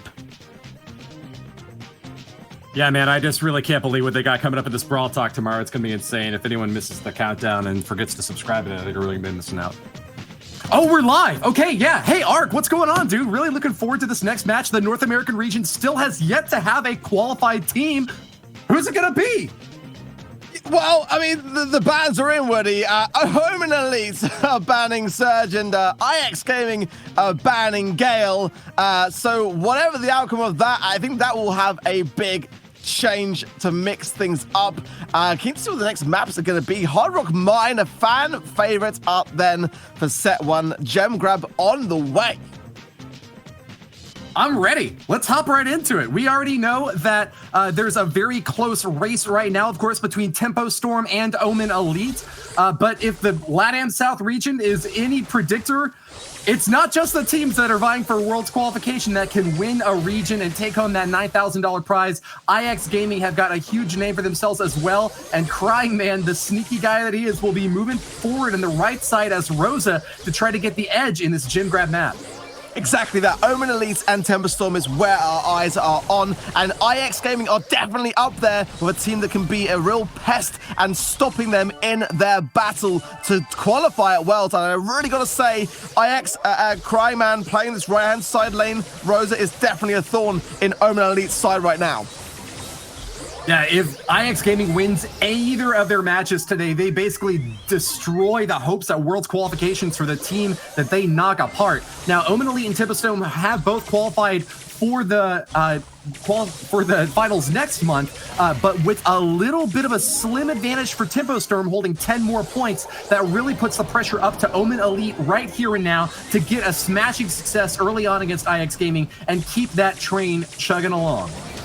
Absolutely that in a nutshell. Great pull from Zulan. The hill from Zar goes out straight on to Crying Man, keeping him alive. And I've got to say, this is a great dominating comp here from IX Gaming. A look at Omen Elite getting into the corner here. And I feel this could be a really bad spot with 9 gems in the pocket. IX are not even worried about the mid. As Zulan now goes down. Second goes down. Tyra with the pickup. Omen Elite just about surviving. But whoo, they've got to be worried now in this countdown. Pirate Star super fast and not going to give away a single inch of land to his opponents. Crying doing his best to charge in there, but you can't catch a guy so fast on his toes. Well done to Tyrant Star, the gem carrier there for Omen Elite, taking game number 1 for his squad and shutting down IX hopes of a strong start in this set. My goodness me, that I don't even know. I have to look back at the replay to see how it went down, really. Omen Elite, it's very rare, Woody. Very rare that we see a spawn trap like that going out, and it looked so dominating with Rosa and Poco and Carl being the comp to do it. I'm amazed that Omen Elite got out of that one alive. I've got to be honest. Well, by the skin of their teeth, but if they're holding all the gems, that's all that matters in the end. IX Gaming with a chance to make the comeback happen, as we've seen so many times in that LATAM region. Winning the first game is not decisive by any means, and the strength you get from a big comeback can definitely carry you on to the win. Crying Man gonna do a massive push into that right side lane, trying to push back Corey and Zulan, but is it gonna work? Not at all. Corey swinging through with a pickaxe of doom has chopped up the competition and sent second best packing up there on the top left. Tyrant Star going to push into him as well. And Zulan, as the gem carrier now, will do 5 for his team, putting them all in his pocket and keeping him safe on the bottom row. Yeah, a great start for Omen Elite, and Corey keeping an eye on Crying Man and just being aware of where he lies is going to be so important. As soon as Crying Man gets in his right-hand side pocket and hides himself in the bush, it's going to spell trouble for Omen Elite, so they've got to be aware of that. And Corey even not afraid to use it on a defensive measure as well. So the great pull from Zulan right at the very end of that reach from the magic hand. Very aggressive pull. Rarely do you want to try to bring a Rosa back to your own defensive line, but with so much damage stacked in to help him out, and especially with Corey there to give him a second helping, he was able to knock down that Rosa and buy themselves a little bit more time. They've got a 7-3 edge on that gym count. That's a really big advantage, and it looks like they're going to push it even further up to 9 now and needing just one more for the countdown. Oh, what a timing! Zulan spotted that moment and seized the opportunity, because honestly, Crying Man would have been a thorn there in Omen Elite's side yet again. But I've got to say, I'm really impressed with Omen Elite are shutting down this really dominating comp here, Woody. Carpe diem, seize the day and seize your opponents by the throat. The grips and the grabs from Zulan carrying his Omen Elite squad over the line for victory in set number 1. I'm so impressed, Woody. Like, honestly, that comp in Hard Rock Mine is such a troublesome one to deal with. The second that you lose control and you allow a Rosa in that pocket, it can just be all over there and then distracting you from doing what you need to get done. And Omen Elite just absolutely abolished it there. Amazing work. Abolished and demolished. IX Gaming are going to be forced back in set number 2 to try to find an edge on Omen Elite. But having had less than half the damage dealt by their opponents, that's a massive chasm to try to close here.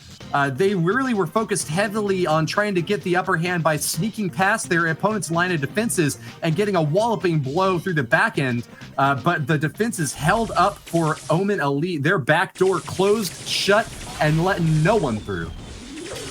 Well, going into some heist then, Standing Gems to see how this changes things. Already some good shots from Cryman straight off the bat. Zar following up with some hits as well. And Omen Elite definitely seems for me to be needing to defend this a little bit more. They got some damage, 25% that's continuing down as Tyrant Star gets hits, but it's Cryman who's still alive, and now second best joining the mix as well. I think this is all over already to Woody, maybe. Glorious strike for IX Gaming as they take Omen Elite down into the single digits. Second best not able to close it out just that quickly, but already IX Gaming have seemingly come over the top of an Omen Elite squad that just have not been able to defend against so much damage. But it's going to be a base race after all. Lots of damage stacking out of both sides. Barely done it. IX Gaming with 2% left on their safe. The Deuce of Death deals damage to the enemies right when they needed it most. Not a second to spare. Almost a comeback for Omen Elite in that first game there. A really good moment that they see. I'd like to see the other side of the field to see if there was any maybe hesitation on Omen Elite's part there, just to see. But yeah, it was a very, very close finish, far closer than I think we actually expected it to be. But that moment, I think, when we saw IX Gaming make the push and Omen Elite going, I think there may have been a moment there where they thought, is this the right play? Because that would be normal to assume that, you know, in a game like Heist, knowing whether it's the right time to commit to the end of the game is a really tough thing to call. With a high damage but low hit speed attack like what Tyrant Star has brought with BB, it might have actually just come down to the timing of his last whack on that safe. Great job there to Omen Elite, doing their best to keep pace against IX Gaming, but not able to get through. Actually, I was talking about Crying Man, not Tyrant Star. But nonetheless, it's another base race here in game number 2 as both safes down to the 20s, the 30s, the teens now for this blue safe, and Crying Man will not let up the pressure. Whack it away and take it all the way home. A victory for IX Gaming as they clutch set number 2 and tie up this match. My goodness me, I've got to say, it's such a different display of gameplay that we saw there in Heist compared to Gem Grab, and Omen Elite, I got a feeling do a lot better and feel a lot more confident in game modes of control. Heist definitely didn't seem to be one of theirs today. A bit of a coin toss there. IX Gaming coming out on top, and you know, with only 6 kills, it's 8. It's quite a low level of score actually for Heist. All about the base race there, and I gotta say, I'm not sure that was the right move for Omen Elite. Yeah, coin flip kind of went in IX Gaming's favor there. They had the better comp and were more prepared to deal that heavy damage in a very fast fashion, but that's not going to work in triple dribble. It's a lot more slow-paced control and deliberative approach that gets the win in this Brawl Ball setup, especially with so many obstacles blocking an easy path toward the goal. It's really going to be all about that midfield control and trying to wipe out your opponents, maybe even closer into the late game if you're going to get that overtime win as the walls come crumbling down. I think a chance now for Omen Elite to recollect themselves. I mean, this map in particular opens up a lot of doors to brawlers, which I know they like to play. Mr. P is the one that I've got in my mind. Very, very dominant on this particular map with those close caverns, and Carl as well, as we saw in Gem Grab. Corey feels very much at home with that particular brawler, so a chance then for them to bring it back. But IX are definitely starting to show signs of their aggression, and you know, Omen Elite needs to be very cautious of that, because Omen Elite are IX Gaming are a very accomplished team. Flipping pies past the midline there. King Zulan will be pushing IX Gaming back up a little bit, but not far enough. Corey Super is going to close out Czar's opening on that right lane, but he's going to continue firing away with that pickaxe. It's either team's game right now, and neither one of them are really taking much of an advantage. Crying Man having to walk through some of that poison as King Zulan fires off a super now, and that's going to give Omen Elite the opening they were looking for here. Tyrant start taking a big whack over here from second best on the left side, though, and that's going to be another reset as Corey goes down, and it's an opportunity for either team to grab the ball. Who's going to get it first, Ark? But they might just play around the ball. I think it would be the wise move to make as the teammates are spawning in, and you know, it's kind of a difficult one to really make a push on, but Second's gonna make the first move here, popping the super to give the speed boost to Crying, who passes to Czar. Czar now with an opportunity, he can just seize the moment and pass to Corey. Not gonna make it through, and now it's just left to Tyrant and Kings. Oh my God! The pass in on that center by Czar was impeccable. Second best realized he had the ball and drilled it in past the goal line with no resistance. Even with an opposing brawler sitting right on top of him, the timing by Czar to get that ball to his partner was so amazing. IX Gaming well deserved with the 1-0 lead. Yeah, an early lead. 1 minute on the clock, though, and a bit of an opportunity here. The pass to Corey might hit. Crying Man is weak here. This is a great little opportunity if Omen Elite can capitalize from it. Czar speeding in as a result of that max super and going in aggressively on Corey for the takedown. Czar is on fire right now, and surely a chance on goal here, Woody. Where's the defense from Omen Elite? Czar gets an easy goal for the 2-0 win, and IX Gaming behind after that first set are now in the driver's seat. Yeah, I've got to say I was surprised to not see the retreat from Omen Elite. I think they were banking on the idea that their teammate would spawn in. I believe it was Corey as quickly as it would be enough to defend that moment. But when you're 1 goal down, you've really got to rethink just the importance of what it might mean if that is not the case. And a bit of miscalculation can be proved very costly in the long run here. All right, are they going to go back and switch out their brawlers, or were they happy with what they brought? I think that Carl was definitely the best pick of the entire match for that time. IX Gaming having a really tanky brawler who can dish out a massive amount of damage, especially because he's able to balance that pickaxe off the walls, knocking enemies apart and getting the goal both times, essentially. I mean, I know he didn't get it the first time, but tossing it right next to one of his partners who was sitting on the goal line, and then just sneaking past enemy defenses. That was an expert play as Carl.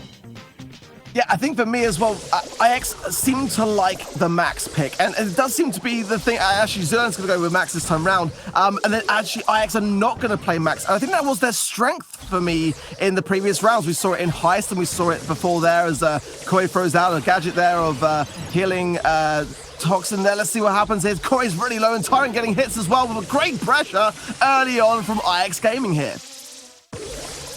Omen Elite sent packing in on the way home. They're back in their own spawn zone now and can't seem to break out. All three brawlers from IX Gaming there to get the goal past the line. And there it is. Bounce it off the post and Jar gets another one for his team.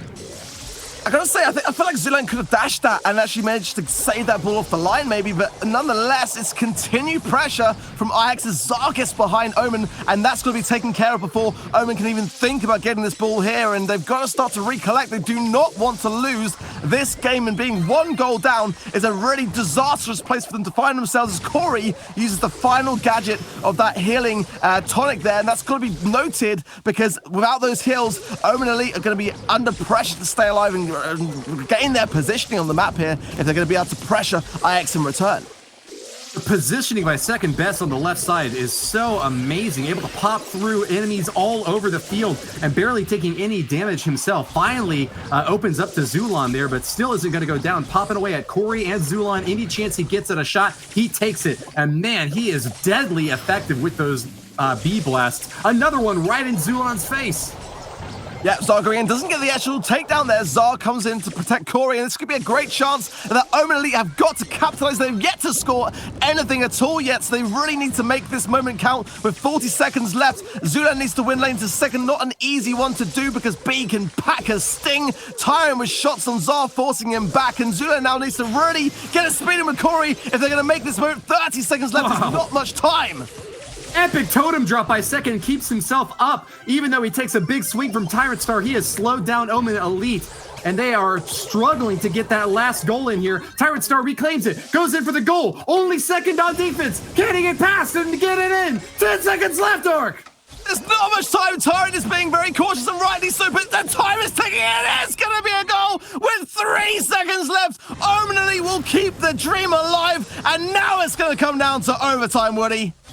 What a finish! We're going into overtime and it's all tied up. Omen Elite struggling to keep their supremacy from set number 1 out of question as IX Gaming seem to be the team to beat right now. King Zulan taking a punishing hit here now as second up top and looking strong will support his backline with another sniper shot. Takes down King Zulan, and that's all Jar needs to score. IX Gaming takes set number 3.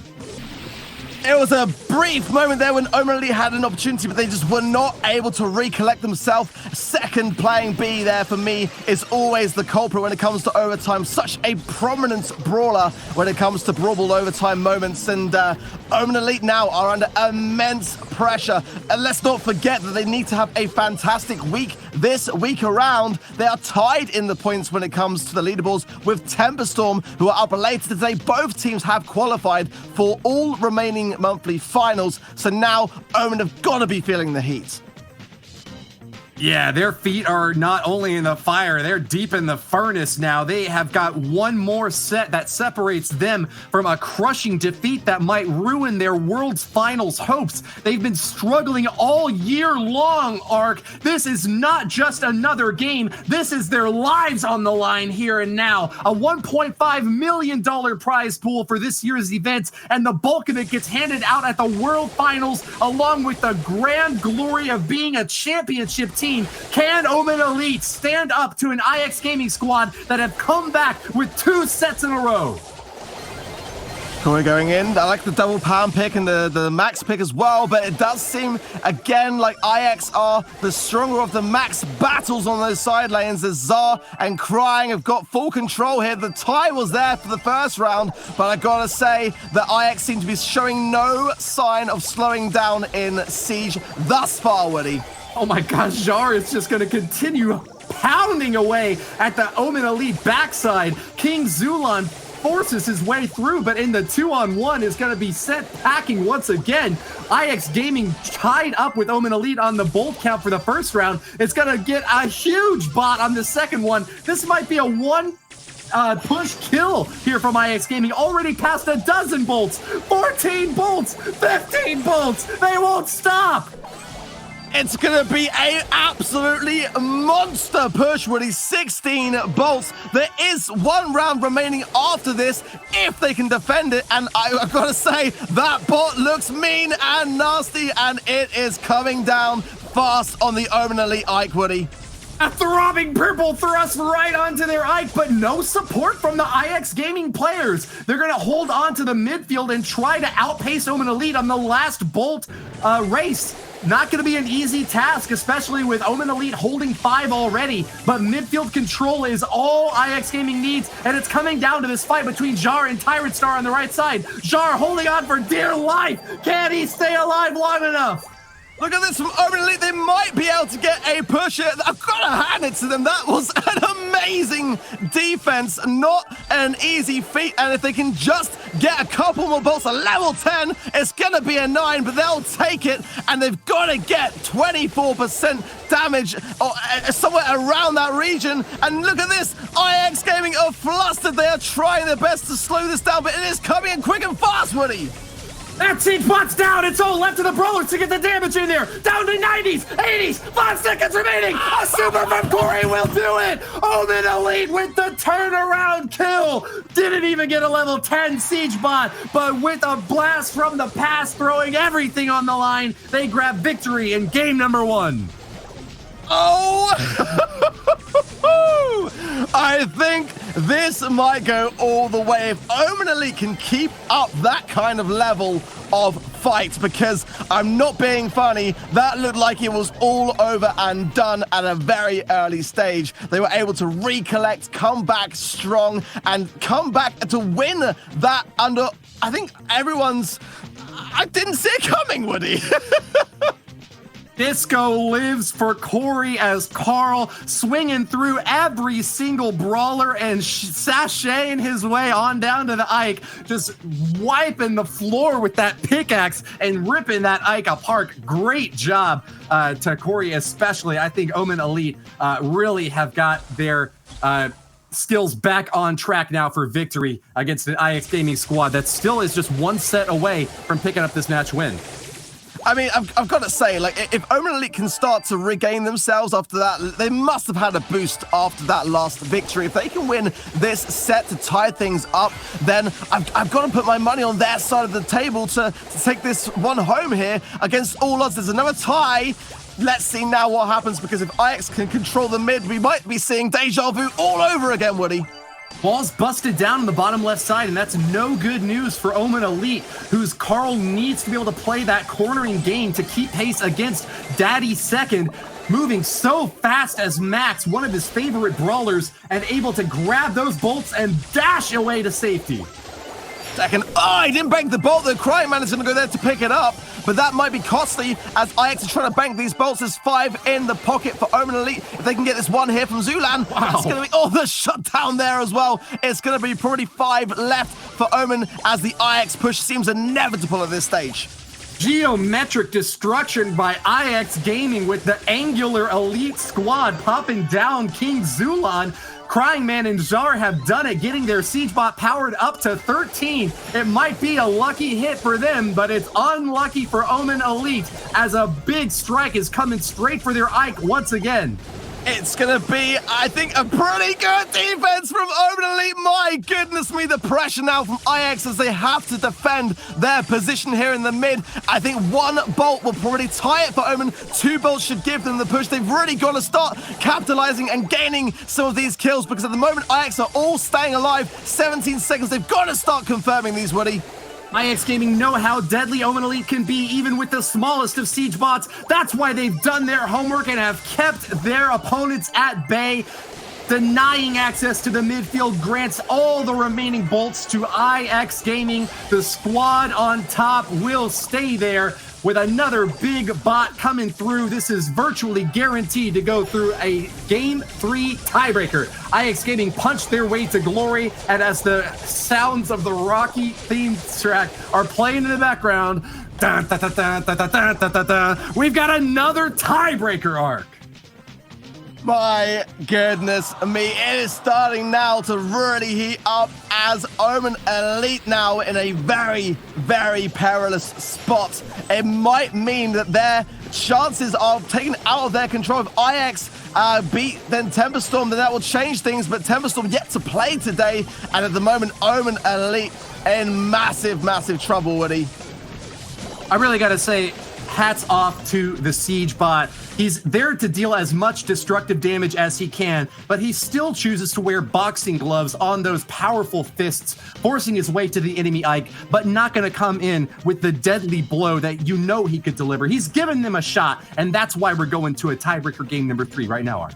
Yeah, it's not over. Like, there's still plenty to look at, plenty to play for. The Brawlers are all up to change potentially if teams want to take the risk, but what a time to try something out. Like, this is now a really, probably the most important match that Omen Elite have played all year, and they've got to make it count. They're going to swap out Zulan to Piper, Corey to Pam, Tyron going to go with Max, and this is now getting really, really tense. I can feel the pressure closing in on Omen Elite. A match point opportunity for IX Gaming, and they're going to get the first bot. Not a good result at all. First 2 games were tied in the first round, but IX Gaming are going to be coming over the top with the first wave of destruction, really forcing a heavy-handed defense from Omen Elite that is just not enough to crush this metal. Look at the way IX is just backing themselves up behind that bot. That looks like a very dangerous push potentially, and Omen had to pay very much attention to staying alive in that respect. Tyrant there with the speed boost. Zulan with the jump, very important to open up the space here for him to be able to get maximum value. Look at these shots. Down. Second goes down, Zal goes down. Omen are staying in the game here and starting to get control and bank some bolts. Piercing rounds shatter the armor of IX Gaming's defenses, and that's an opportunity to tie up on the bolt score. They've got the 5 in the bank. Omen Elite have done it. They've denied the second bot to IX Gaming, and with that, it's all coming down to this third one. Whoever gets the third bot will take this 4th set. Omen Elite need these bolts just to survive. This could be great for Omen, I've got to say it. They're in a great spot now with second low. Down goes second on the left, as well as crying Zara in his own. I think Omen are going to stay alive just long enough to see the final game odors. Look at these bolts being banged, Woody. No second chances for Daddy Second. With his elimination, IX Gaming are going to be back on their heels and struggling to match pace with an Omen Elite squad already in the teens of their bolt count. IX Gaming get up to 12. 8 seconds left. 6 seconds. They get another one. 14. 15. It's going to be a draw. Surely. It's a tie, Woody. With that tie, IX Gaming have a slim lead, 2% on the board, but can they keep their defenses up? Corey charging in with the heel, doing his best to get a shot in. Piper fires away. The IXG Ike is down to 81, and Omen Elite have done it. Their dreams will stay alive as they march triumphantly to set 5. What are we saying, Woody? How often do you see that in Siege when it comes down the final stage? The bolts are set and it comes to a tie with a 2% difference. My goodness me, I no doubt Zulan felt the pressure as those sniper shots rained down, and credit to Omen to be able to do that offensive push that was needed to tip the balance as well as remain heavily on the defense. My goodness me. What? The most important sniper shots of his entire life, and he was not throwing away his shot. Piper is so dangerous, especially at that long range angle, and that was exactly what Omen and Elite needed to come over the top. Only took a few percentage damage on their own Ike with that last salvo of blows. IX Gaming just didn't have a long range brawler able to dish out enough damage to keep up. Really great job to them just to deny that Ike to Omen Elite, but not enough in the end. We are going to the last round, and one of the first times that we've been in such a close 2-2 draw situation launching into the 5th set, Ark. 70 bolts, Woody. 70 bolts. Did you see the stats? IX banked 70 bolts. Like, that is insane that Omen were able to come out of that game mode still ticking. And we are going to see tick on both sides of the table, both Corey and Crying going with that particular brawler. Tyrant going with Bull, and we've seen this strat before from Omen. Expect the gene pull from Zulan and the pickup from Tyrant, and that is going to be the strategy from Omen Elite in this game. Pirate Star shining bright, that big shield to block incoming hits when he gets low, but can he justify a brawler pick that just can't get very much damage in there unless he gets up close, hiding through the bushes. This is his time to strike. Tick is out of position, and Crying Man goes down to a double team from Corey and Tyrant Star. This bounty duo is working out so well for Omen Elite, ahead 3 stars, 7-4 in this race with a minute remaining. I gotta say, I've got to hand this to Omen Elite in my mind because I've seen this strategy before and it can work very, very well. An early lead here is exactly what they want. Azulan now being completely obscured by the bushes, looking to find his first victim. And if he connects and Tyrant supports, then that is going to extend the lead in favor of Omen Elite here. And IX, for me, look like they're faltering. They are so far back in their own spawn. They are not feeling the desperation of what they need to do now. They've got to close the gap. There's 30 seconds left to do it. It's the running of a bull, and IX Gaming is not feeling brave enough to make the charge in there with Tyrant Star shining so bright, but a huge strike from Crying Man will even the odds and help them pull ahead. What an amazing super to knock down the perfect target. Grabbing 4 more stars puts IX Gaming in the lead. A desperate ploy from Omen Elite to make the comeback happen, but not this time. Defenses from IX Gaming hold, and they'll take game number 1. Oh my goodness me, the drop of the ball there, the tick head came in, equalizing, giving IX Gaming the lead, and then the tripwire stun just cancelled out Zulan entirely, having any chance to make a pull. Match point now for IX Gaming, and Omen Elite now surely are feeling that pressure. Bathe your eyes in the beauty of this replay as you watch a massive tick super explode right in Corey's face. That clutch play gave IX Gaming the star advantage they need to play defense for the remainder of the match and force the hands of an Omen Elite squad that seemed to be far and ahead but unable to hold on. That's the strength of Bull in the early game. When all the bushes are still up, when you don't know where he's at, you can't plan effectively for when he's coming at you. But in the mid to late game, as the bushes start getting torn down by bombs and mines exploding all over the place, as they start to realize that they need to save their supers for that big target, the momentum shifted back toward IX Gaming just enough for the win. Yeah, and now the question is, do Omen Elite stay with that Gene Bull idea? It is a good one. That there wasn't much value for me coming from Zulan. There wasn't enough pulls. They are going to go with it again, and that's what I want to see this time around. Zulan needs to get his super quickly. Zar going in with BB here with that Spearman's time with a quick takedown, and Crying Man going with the Jackie here. Interesting choices. Let's see what Zulan does. He misses the first ball. Could be bad for Corey here. Crying picks up the kill.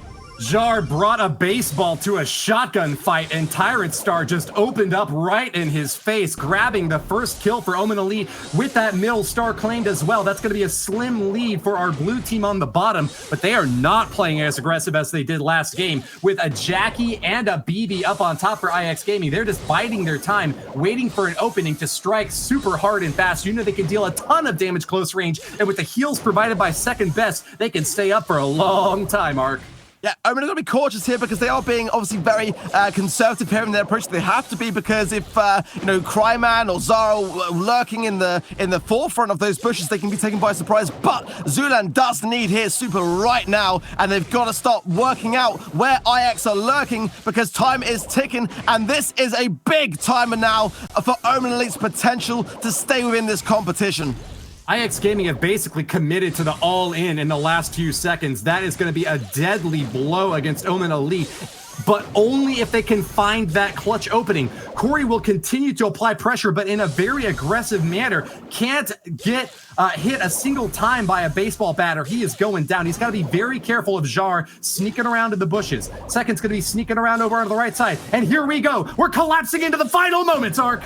Dude's got Paul. Watch out for that. He pulls it. Oh! Down goes that Tyrant. Is going to get some shots on second, but Cryman now in a dangerous position. Corey knows it, dashes out of the way. Tyrant going in for maximum value on Second Best here. He's staying alive. BB is evaporated and Tyrant Star dashes out of the race. IX Gaming are left with egg on their face. Omen Elite score in the second round, and we are going to a brawl down with the tiebreaker. As if we needed even more tense drama to see this battle out between IX and Omen Elite. What? I can't even imagine the pressure that must have been on the minds of the players. I think we saw it there with Tyrant just yeeting out of the map away from harm there. But my goodness me, the Gene Bull comp did serve them well. A risky one to play, but it pulled them out of the woods right when they needed it most. Corey had 120 hit points at the end of that last round. That is how much separated IX Gaming from victory in this match and a potential turnaround for Omen Elite, now smashing back with a 1-2 deficit at the beginning of set number 4. They are now both on match point, Ark. It all comes down to this! Well, I mean, at the moment, Zulan is low, Tyrant is low. I feel like at the moment... Oh, my goodness me, that could be disastrous for IX as Omen Elite take the lead. Tyrant hanging on. This one is taken down this time, and that is a lesson learned from Omen. What a shot here. Xar goes in super aggressive with that bush setup. Can't deny access for long, but he will fire away over this wall. Tearing another new one for Corey on the bottom with more pressure from Crying Man. That might be a kill. Corey's in a lot of trouble, but manages to slide out to safety. I think Omen need a pull from Zulan quickly, or at least the super. If he can gain his super, then it will put a lot of pressure on IX's ability to push it. This one, Corey goes down! Corey goes down on that side. He's going to respawn, and Omen Elite are in the lead, but only one star now separate them. IX Gaming still have got to put pressure on this bottom side. Daddy's second long-range shots, trying to decide where to deploy these mines. He's fired away into the enemy section. That's not going to be easy to avoid. They're being painted into a corner. Tyrant Star, the time is now. Fire away up top and break this barricade. Zulan so weak, 500 HP, he's gonna go down! Xar will take him down! That is gonna swing the balance with 26 seconds left, and now we need a Gene Super from Omen Elite if they are gonna be able to do anything now, and the retreat surely inbound. Omen in a disastrous spot with 15 seconds left. What a show! Tyrant Star's got to charge in here and now! The last chance for Omen Elite to make the comeback happen! He's charged up, fires away! 90 seconds goes down! Tyrant Star dashes out! And that's it! The Tyrant! King of the battlefield!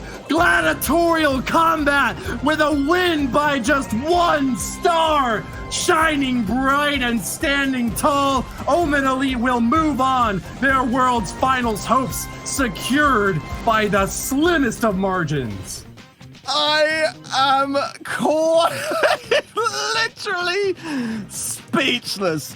1 kill more from IX Gaming, 2 stars more on the stats, but I'm calling now. Game of the month happened right there, Woody. Omen, against all possible odds at every possible given turn, come out on top. And Falcone, man, you're going to have to help me out with some words, bro. I don't really have any words myself, Ark.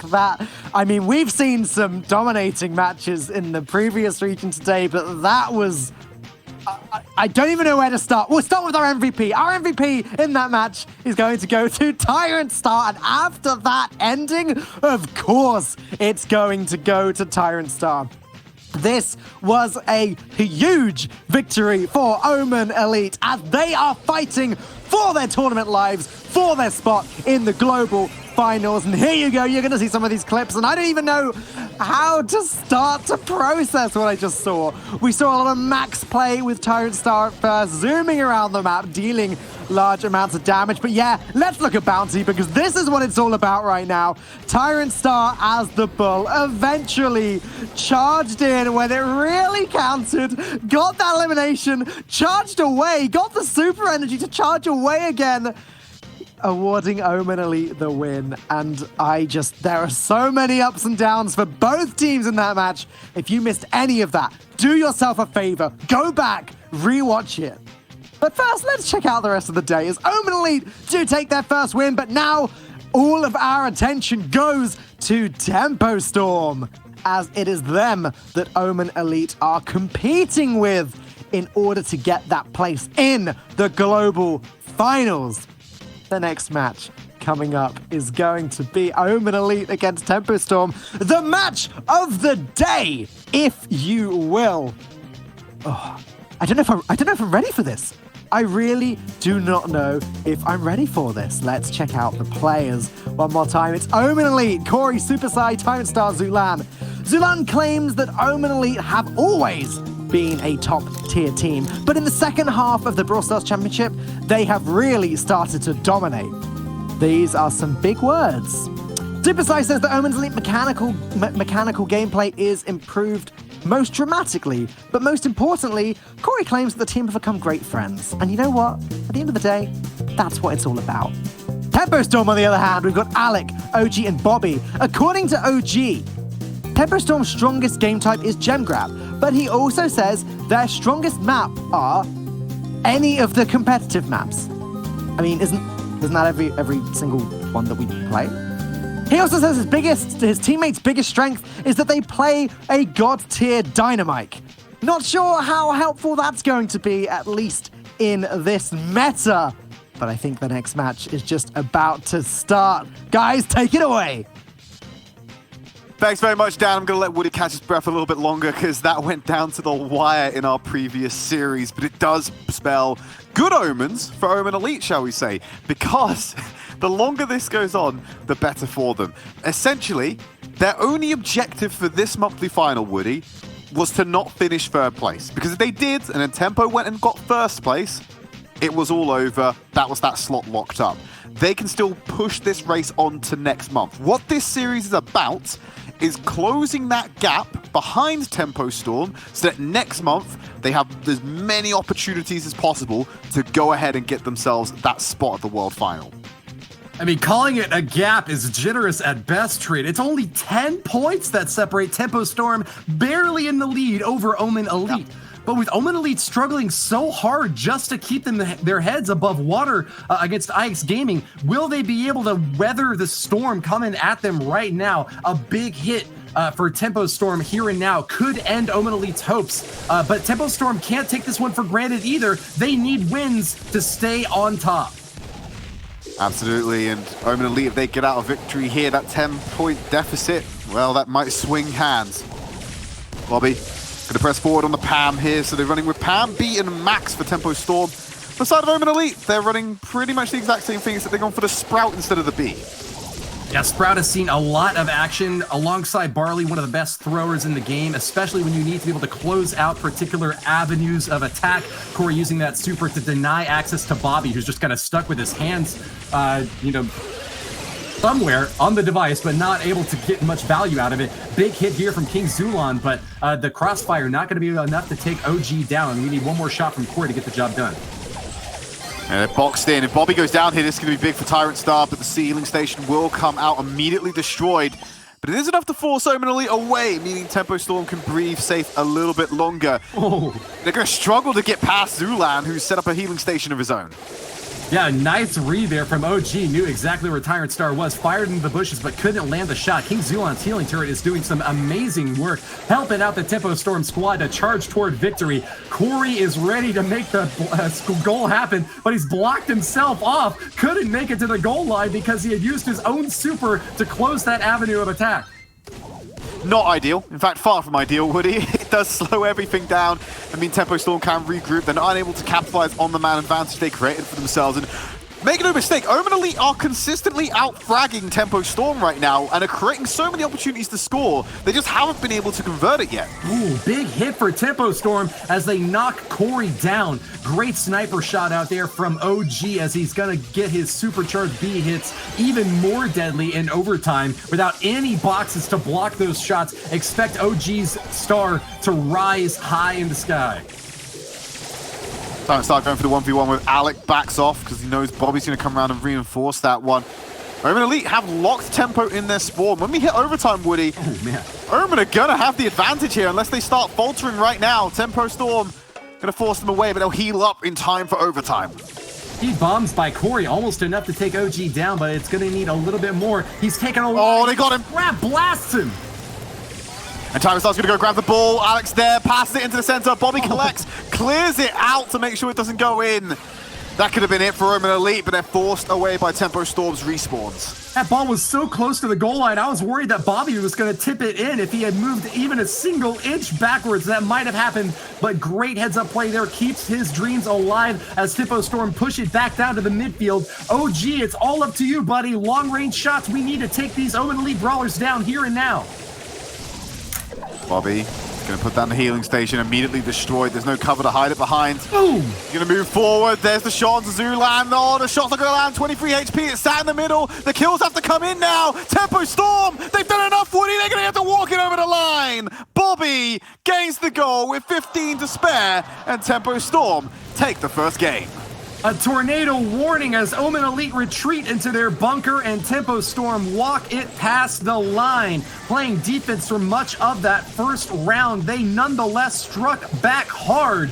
You cannot over-prepare for a squad like Tempo Storm. They really came in over the top, and with that first game win, have set the storyline for this matchup now. Will Omen Elite be able to make this comeback happen, or has that first hit really knocked them down hard? It's the first round of many, Woody, and it can knock a few mentals if it happens, but I think Tempo Storm and both Omen Elite have been in the situation similar for a lot of matches in these monthly finals. I can imagine they've got the stamina to go forth the distance with this one. Interesting that we're going to see some adaptations come in from Omen Elite. They're going to bring the Nanny to the field, which is not something we see a lot on Brawl Ball this past monthly final. Let's see what Tyrant starts bringing, but Bobby has a good answer to that one. Going onto the Mortis, going to close that gap fast and should be able to punish Tyrant Star quite handedly. OG forced back on defense, can't handle the crossfire from Corey and Zulan, who are going in deep. Heavy-handed strike here, and Bobby doing his best to close out some enemies. Corey goes down, and that's going to be no more healing for these two heavy hitters out back. The Glass Cannons, Nani and Max need some more support. They're going to pull back and let Corey give him the helping hand. Oh, Corey's so split from him. He's got this healing station online. Deployed it very defensively. And Alec wasn't going to be outdone. Drops that down. What? Great stun. Finishes up there. And Tyrant Star had no answer for that one. Zulan going to hold onto the ball. Put it in the back corner. Great dash forward by Bobby. Takes out Corey. And to King Zulan now on the back foot. They are locked in the spawn. This is the exact opposite of what we saw in game one.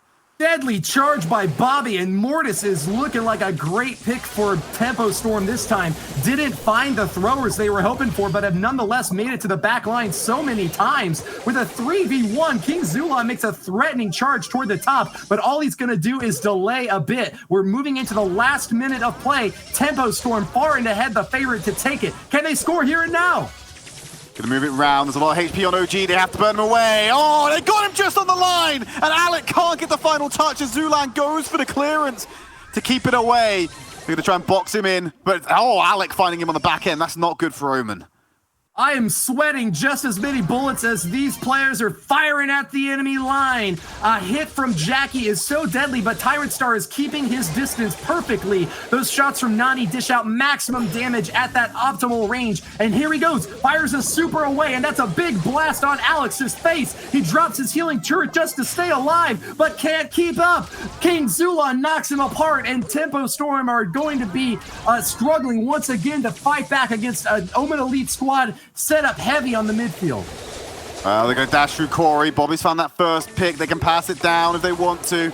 Weaving it around this healing station. Tyrant Star gets a frag onto Alec to slow it all down. Passed back to him. He has control of the ball. Overtime's about to go into effect, but they want to be at full strength before they commit. Zappy zap damage from Tyrant Star. Long range hits on OG force the team Tempo Storm squad back to their own goal line, but how far back can they go? A super could score it here. Corey gets close, sends the cross. Oh, it's big from OG!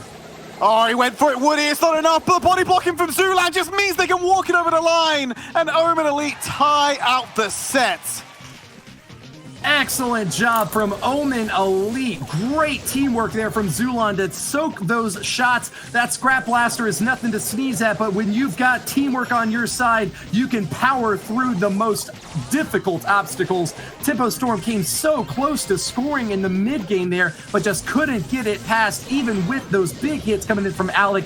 Hats off to both teams. A well-deserved Game 3 will be coming up shortly. Going down to the wire already, we knew this was going to be close. These two teams, the ones fighting it out for that final North American spot, or North America and LATAM North to be more precise. Do you expect this to be hotly contested between the two? Still, going down to the wire in the first set, that could be the first of many. I don't think the Nani worked out for Omen Elite too well in that one. I mean, they were able to go ahead and get the goal at the end ultimately, but I just don't have a lot of confidence in it. It's just a really fast-paced squad from Tempo Storm, especially running someone like Mortis, who can sneak back behind the lines of fire in a very quick way, threatening Nani and really making it difficult for him to get properly set up. But bringing Nani back again, nonetheless, there's no Mortis this time from Tempo Storm. The throwers are out of commission as we're going all about fire straight to the face with all 6 brawlers here. They'll dash behind cover for now. Alex sitting on the speed boost for Bobby. Oh, he intercepts it. The gadget negates that damage as well. Beautifully timed just to eliminate the super from Tyrant Star. Pass the ball back into Omen's court. The healing station now set up for Bobby and Alec. Corey's going to answer back with exactly the same. Stalemate in the middle. Tyrant Star gets that pick. Countered back. Zulan's on the offensive. He's sprinting for the goal. He's got behind him. He found the needle. And Omen take an early goal. Like a needle in a haystack, he finds that one key spot to get through and drill the ball in. Omen Elite in the leading position now, having dropped that first round. But Tempo Storm are not going to take any time wasted. OG grabs the ball, sends it past the goal line. It's tied up now, Tridd. Okay, all right. Tempo Storm clapping back. Next goal decides it all. And we're looking to see the Maxes get their supers online. Those seem to be the instigators of both the good attempts at the goal so far. Tyrant Star at range, needs to be cautious of OG. A couple of shots from them will end that fight and end the life of Nani. Gonna push the healing station aggressively. Wrap back around from Alex. Zulan goes to meet him to catch him off. The ball's in the back end. Nani with the peep. It's gonna clear him out. Alec has to tank it with the gadget. That's enough to shut it down.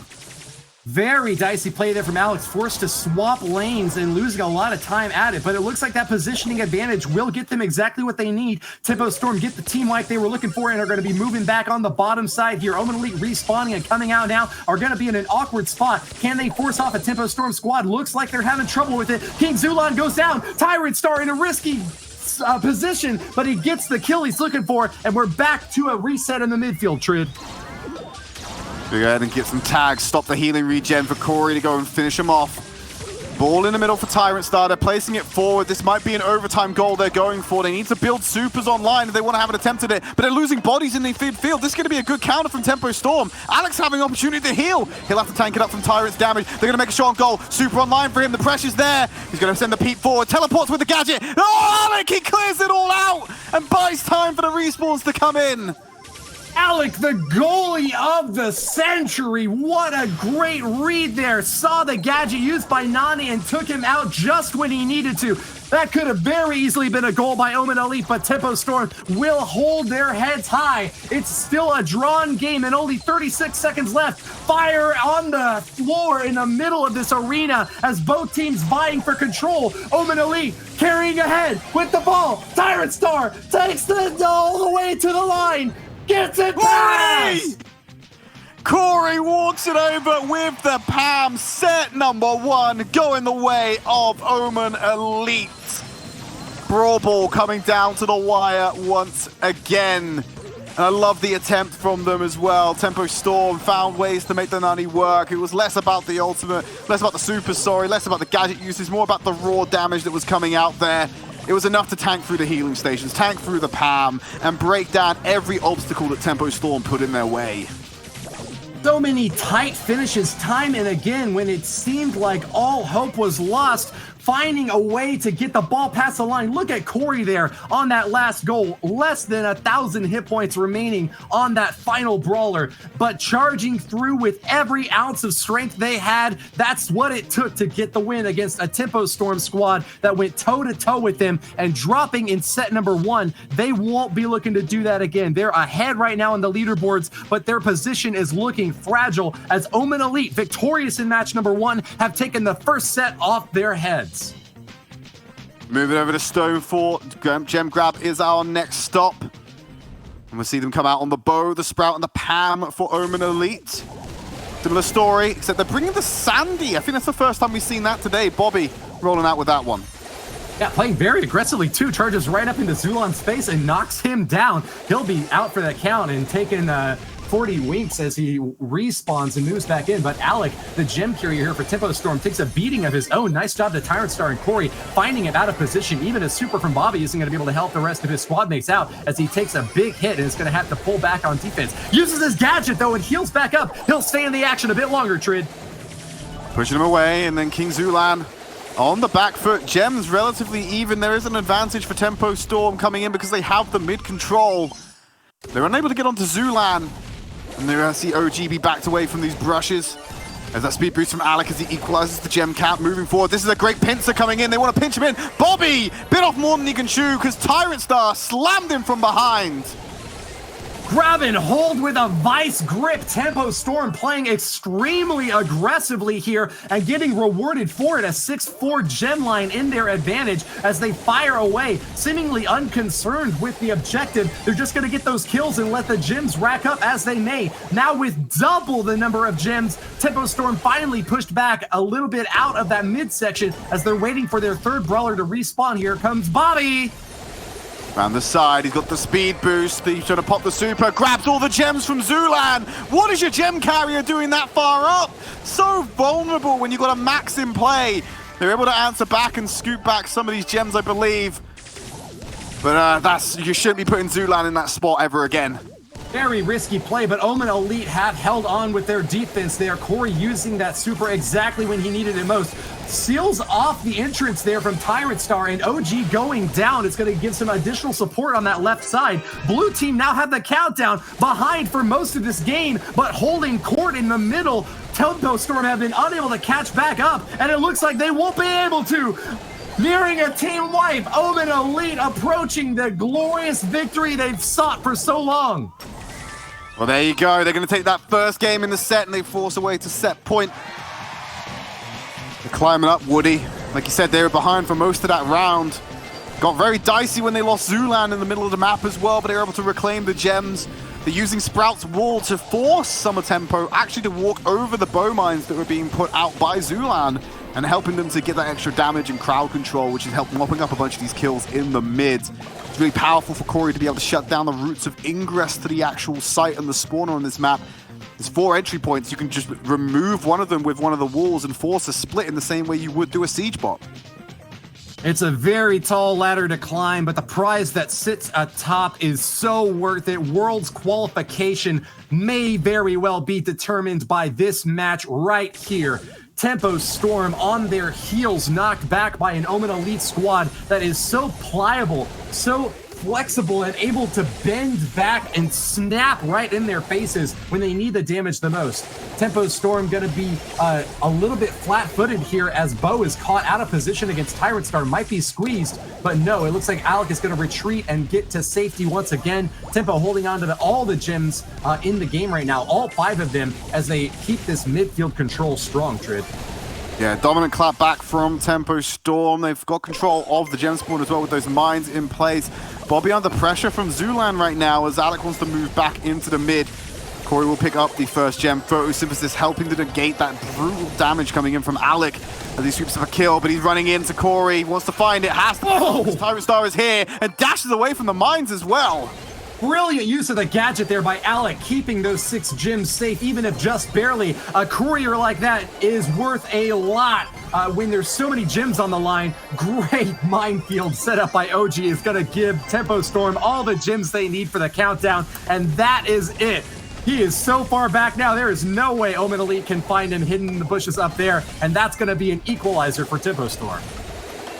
Well, it was unless Bobby decided he was going to run forward. I don't think they can get the kill now. They've run out of seconds. Hang on a minute. Dropping him down to 1, but great body blocking by Alec, and they're allowing that extra pressure to come in to make sure they didn't have the time to get that kill.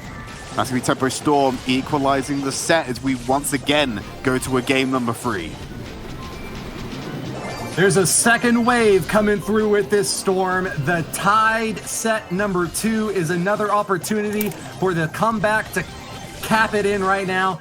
Bobby from Tempo Storm making an unconventional pick with this Sandy selection, but able to hold on to those gems really well, and a gadget that can top him back off to full when he takes another hit, especially if he's hiding in his own super.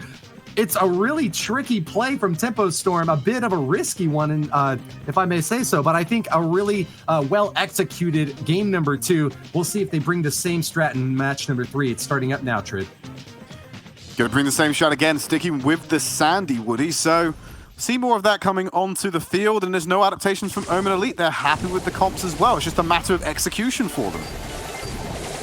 You know, some people don't like sand. It's rough and coarse and irritating, gets everywhere, but it doesn't seem to bother this Tempo Storm squad. Bobby up top will be healing up nice and safe behind that line of walls, but can't keep pace against both Corey and Zulon firing away at him. Alec charging in bravely, but in the 2v1, can he hold his own? No, absolutely not. He's a max. He used all of his ammo, dashed forward as well into a vulnerable spot. I think the attempt there was to get behind him, allow his health to regen and draw some attention. If you finish him off, that's never going to work. Tempo Storm yet to claim a single gem, and with Corey super set up to deny access to the mid, that's going to be 7 lucky 7 for Omen Elite. Just need 3 more, and one of them's already spawned. Time now for Tempo Storm to put it all on the line. They charge into the core, but the eye of the hurricane is no safe place to be. They're forced back out again, and Bobby, fighting for his life, is going to be the last bit of distraction for the Storm. Oh no, Tyrant Star. You fell victim to the classic of blunders, as OG was able to finish him up with the trip mines. They still retain their gem lead for now, something that Tempo Storm is slowly creeping up behind. They did lose a lot of that mid pressure, and with these mines shutting down the options, both Alec and Corey are uncertain whether they want to go for this one. Alec will sneak in the gem as Tyrant Star goes aggressive for the kill. Want to shut this down, the speed boost won't save him. Bobby being ordered off by Corey. They need to find him. Zulan has a beeline for the gems. OG on the flank, trying to shut him down, but he's bought enough time. OG again, as he's going to explain Minesweeper. Oh, he falls into the vines. King Zulan is there, but the countdown begins for Tempo Storm. Bobby and Alec in full retreat. They have time to contest, Woody. Explosions all over the map as chaos reigns, but control from Tempo Storm will keep them in charge, holding on to the reins of this they got a cancel! chariot of destruction tearing through this amphitheater. Tempo Storm keep the countdown. Zulon on the corner, not enough to stop it. He needs support and he needs it now, Tridd. They're going to put the Sandy super down. Bobby with the clearance. They're not going to be able to touch Alec, and there he'd done it. It wasn't the first countdown, Woody. It was the second. Tempo Storm going to take that game and force us out to a equal scoreline over the match. What a comeback! Omen Elite seemed unstoppable, but Tempo Storm have raged through, and with an expert play there, OG kept his team's chances alive. Look at all those mines in the center and all the gems left to grab. Alec dashing out to victory, barely staying alive, but barely is good enough. All 10 gems in his hands throughout the entirety of that last countdown, giving the win to Tempo Storm. Fewer kills, less damage, but he's got it where it matters most, holding on to those sweet, precious blue or purple babies, this gem. Oh, yeah, look at that. 56 to 45 when you look at the gem difference. Tempo Storm walking away with a gem grab, and they're going to equalize the series. Like you said, impressive plays by OG at the end there to win out these duels and then also to deploy those mines. Moving over to Siege next. Olive Branch is our map of choice for this series. Grasp your precious and keep it safe, Tridd. Don't let them touch the preciouses. Just so weird, man. Safe. All right, now we're competing for bolts. It's no longer about gems. Throw that out. New meta, build up a big bot, and you get the win. Speaking of new meta, what's a Spike doing on? No, what's a Tick doing on this map? We haven't seen Tick on Siege for a while. I don't know. He's long range though, and there's a lot of obstacles to hide behind here. OG is not going to be very competitive for bolts at all, and he's going to need a lot of kills to justify this off-meta pick for Tick. Well, Siegebot's going to press forward. It's only a level 2, so we expect it to get burnt away quite fast. Sprout's not in a position to add a wall, which could be absolutely crippling with the terrain that we see on this map. And so the bot will get the connection, and some damage comes in from OG as well.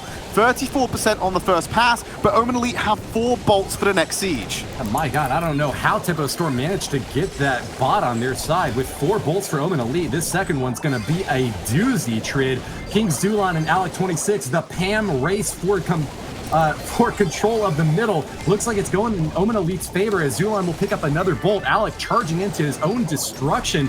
What a play by King Zulan, keeping that healing turret up for all of his friends. That bolt level up to 8 now, and Omen Elite's about to punch back. All right, level 8 siege bot coming in on this one, pushing forward. The healing station's there, going to be moving around. Bobby doesn't have super online once again, so no delay tactics from the Sprout, and the bot is making the connection, doing all of the work to shut this one down, dropping it below 50% HP. And the last siege, the bolt camp is relatively close, Woody, so this could go either way. Yeah, and Omen Elite definitely want to hold on to this bot at all chances. Tempo Storm need to grab it if they want to get the win here. It's behind by so many hit points on their Ike. There's no way that they can get the pickup unless they grab these bolts here and now. Bobby doing his best to give his team a shot, but Tyrant Star and King Zulan holding on to control of the mid. Seems like they won't give a single inch here. A level 9 siege bot coming in from Omen Elite is all that they needed. Tempo Storm don't have a chance or a prayer. All right, we're going to press forward again, and this is not going to be the play for Tempo Storm. Once the bot makes the connection, it's all over. Omen Elite take game number 1. Star player for Tyrant Star, the Barley, drinking all the maple syrup he can find and dishing it out with so much skill here. I think Tyrant Star definitely the MVP of this round, keeping OG out of commission on the back line. Tick can deal a lot of damage, but there's a reason why we don't see him picked very often in these setups, even with so many obstacles to hide behind. A thrower like Barley, or God forbid if someone had brought Mortis, that would have been absolutely destructive. Big lead now for Omen Elite on that first game. A risky pick from Tempo Storm, not rewarded. Let's see if they can mix it up then. What are they going to bring to the table? They brought the Mortis this time, so Tyrant Star comes out on it. Are we going to see a vulnerable thrower in the mix? Well, the only real target for him right now is the Sprout. If he can close that gap and get on top of the Sprout, not going to have a good time. Yeah, really not a good time that time for Tyrant Star. Made his way toward the middle, trying to grab that bolt, but was completely shut down by Bobby and OG. Tempo Storm might see some death in Tyrant Star's eyes, but they are going to be the Grim Reapers of the first round. Siegebot coming in level 3 up top. Clomping along the middle of the field. Corey's going to move around into position. He's got the super online, too late to deploy it to get the stagger. We'll hold on to that for now to help with the mid control. The bot is getting a lot of value right now, dropping it to 72%. First strike for Tempo Storm.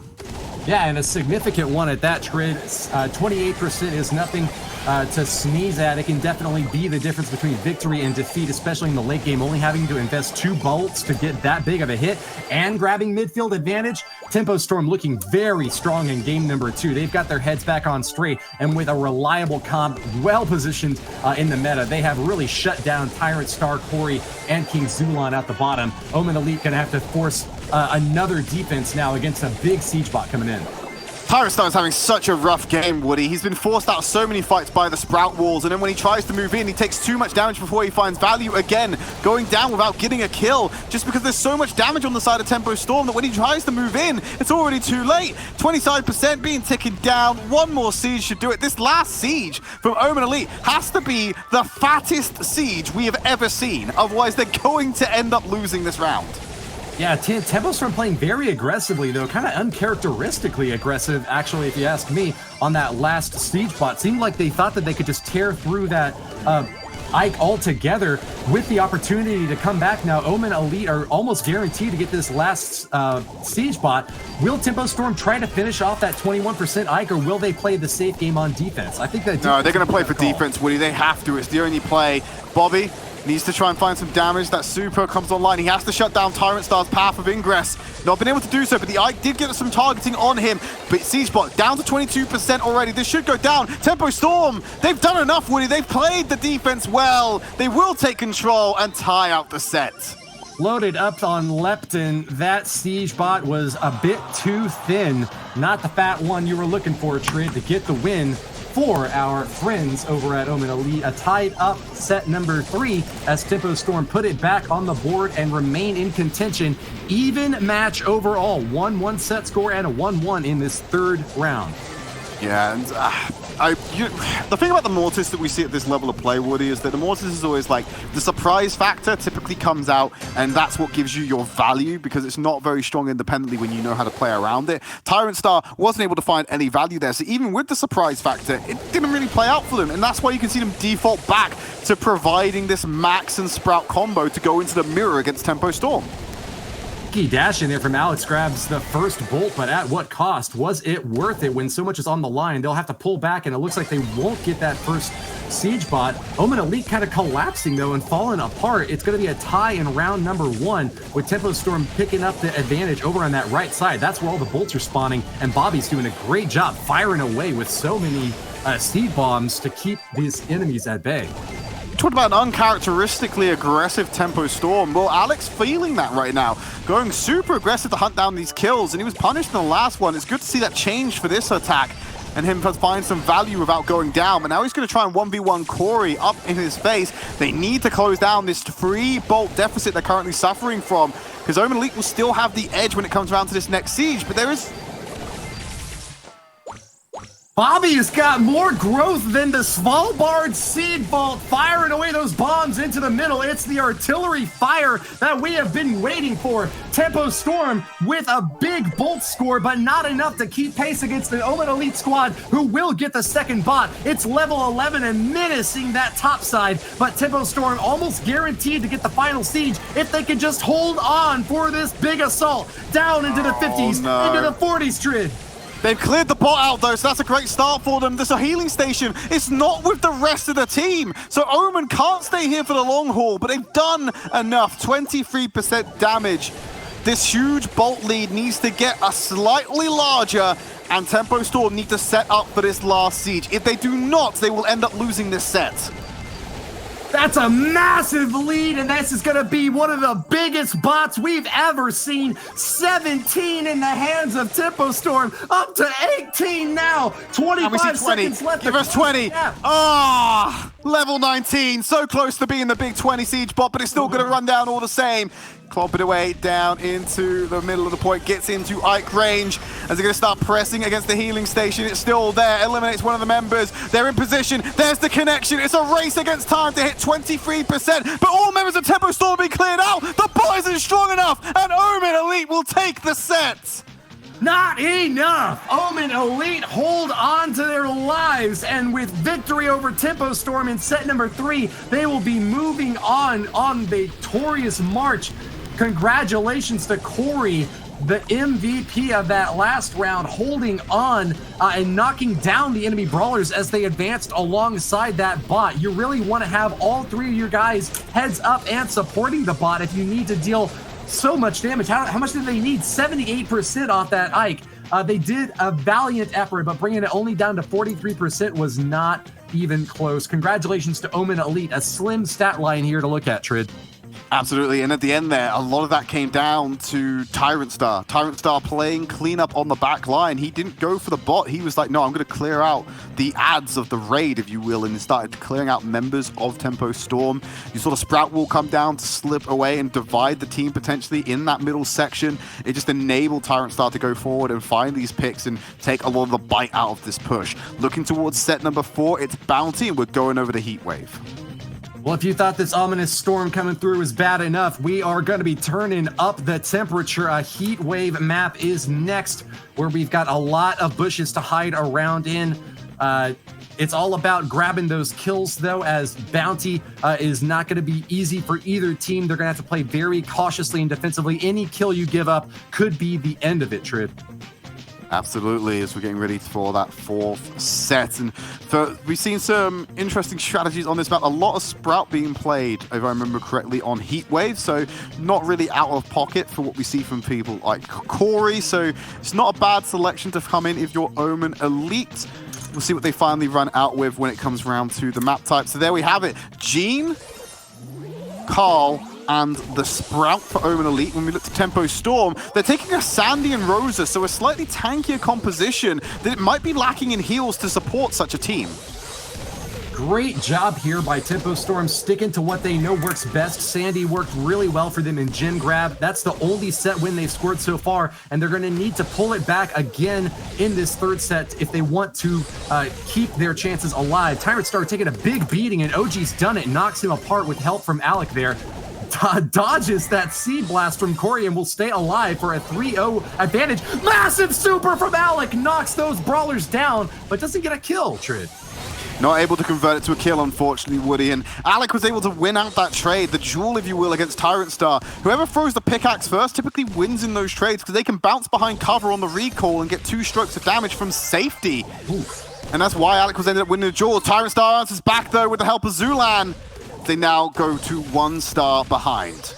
Corey knows OG is lurking in the bushes over there, keeps firing away with those Seed Blasts, but OG is not going to give up an easy shot. Tyrant Star on defense eliminates Alec 26, and that is a big pickup for Omen Elite. They're going to hold the lead now, and just 40 seconds left for Tempo Storm to make this comeback happen. OG's looking deadly, though, menacing that left side, not going to give Omen Elite an easy lineup on the offense. Playing it further back. OG has to move in. Bobby sneaking with the Sandstorm, as has Alec. All of these beefy units looking to use it to close the gap. Alec's in position. OG moves forward. Tyrant Spar's move split, but he will cut through OG to reclaim his place with team. Tyrant Star again on the back line, and Alec is next on the chopping block. But here come reinforcements. OG's coming in. There's 10 seconds left, Woody. It's not over yet. These brawlers are really far down. OG gets eliminated, and that might be enough. 11 stars to 10. Omen Elite have lost it. Tempo Storm get the final kill thanks to Bobby, and they win it all. Playing the defensive game, it cost them so much of their HP pool, and when the respawns came in for Tempo, they were able to convert them into kills. OG getting in the faces of Omen Elite when they were low on ammo, low on HP, and when it came down to the wire, Tempo boxed them in a corner and absolutely crushed them. Tempo Storm reclaiming the lead right at the end to take game number 1. What an insane amount of pressure, like a hydraulic drill, just demolishing the opposition. Look, that one shot on Alec could have made all the difference. Actually, I guess they would have still just had 13 stars, not enough to catch up, but still so close at the end, and Tempo Storm playing to perfection, grabbing that game, but behind in the set score. Can they do it again, Tridd? See if they can as they move on to this map. Again, no adaptations from either of these team comps. They're happy with what they're rolling out with. Corey finding value by hitting 2 for 1 with his seeds as they're throwing them out again. Alec being taken out by Tyrant, answered back, but it's Tempo who take that early lead because of the star and the order of the kill. Holy crap. Bobby? And Bobby barely holding on to dear life. An advantage for Tempo Storm, but they barely retreat alive. And Bobby will now hold off to the side. Tyrant tossing him away with the pickaxes. OG wants to take the more direct route. They're starting to crush away these brushes. Corey using his super to deny the paths that these tankier members want to take. Alec moves forward, pulled in by Zulan. Usually a risk, but when you've already taken half of his HP, Zulan does not sweat under the pressure of that pull. Big yikes for Bobby. One more hit would eliminate him. He's going to have to pull back. And OG, usually a very aggressive brawler, is having to play defense now, back on the final line, trying to keep Tyrant Star off of them. Alec 26 takes another shot at Glory, firing away at King Zulan, but he's only hitting the wall, hasn't landed any of his shots yet. And Omen Elite will pull ahead with another kill, 6 to 4 stars. Can Alec get a knockback here? Oh, Zulan, what are you doing? Oh, he cancels it out. Great gadget to stop the super. That was incredibly risky to go point blank range against a car with super online. But now they will back up. This is the position Omen Elite want to be in. Hold the defensive, have Tempo run at them, burn them through on the entry, and then use the magic hand to take the kills when they want them. Just like that onto OG. Bobby is next. One more to find Alec and guarantee your lead. Tyrant Star spins the win. 20 seconds remaining. The ripping and the tearing. Omen Elite gaze into the crystal ball and see their future, and it's a bright one indeed. A 13 4-star advantage is not enough for Tempo Storm to be able to overcome. Back on their heels, they've made a charge like this before. Hold up. But are They not find Zulan. rewarded. Oh, they were so close. They would have got Zulan, Woody. They could have answered back if long as they didn't also lose themselves another member like they did. Alec going down was disastrous right at the end.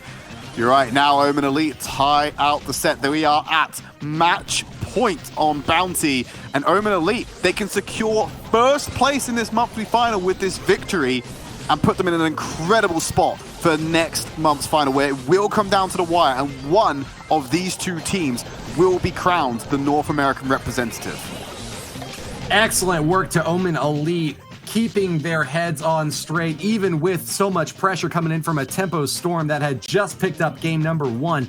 Omen Elite are now in a match point position for a World's Finals spot. Knocking down Tempo Storm here would be so important, and being able to leapfrog over to the number 1 position on the North American leaderboard. They're only behind by 10 points, and this might be the decisive game. Keep your eyes peeled for every single pixel, because either team that gets the edge on this next round is going to really be patting themselves on the back come World Finals time. Here we go. Final attempt. No changes for Omen Elite, and it looks like Tempo Storm are sticking with the same as well. Early control is what Tempo needs here, but they've already lost it to Corey. Omen Elite take an early gain yet again. Tyrant Star about to go down, gets the magic pass, but it's not enough as Bobby will also escape. Equalized out, but because Tempo Storm got the first Lone Star, they will take the lead by 1. Lone Star! He's the only man brave enough to give me the raspberry. A charge back from Omen Elite, well rewarded, as Alec26 is also caught out of position. And that's a 7-3 hit for Omen Elite, a 4-star lead. OG hiding in the bushes as best he can. He's gonna give his chance. There he goes. Punches away for 1 Oh, kill. Tyrant Star, that's disgusting. Zulan will follow up as well. 1 minute, 5 seconds remaining. 7-star lead. The high priority targets. Kill Zulan, kill Corey. Tempo Storm, it's your path back into this.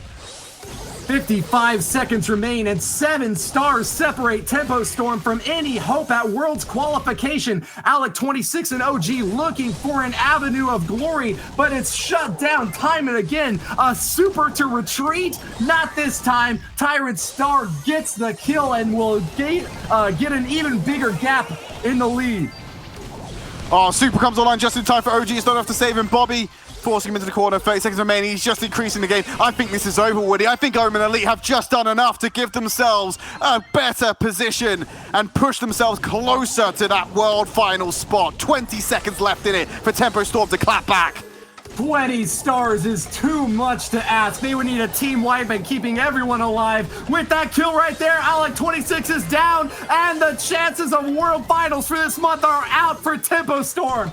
Sick, Simper, Tyrannus Star. Thus it goes with a Thunder Strike. Tempo Storm are eliminated, and your victors for the North American region are Omen Elite.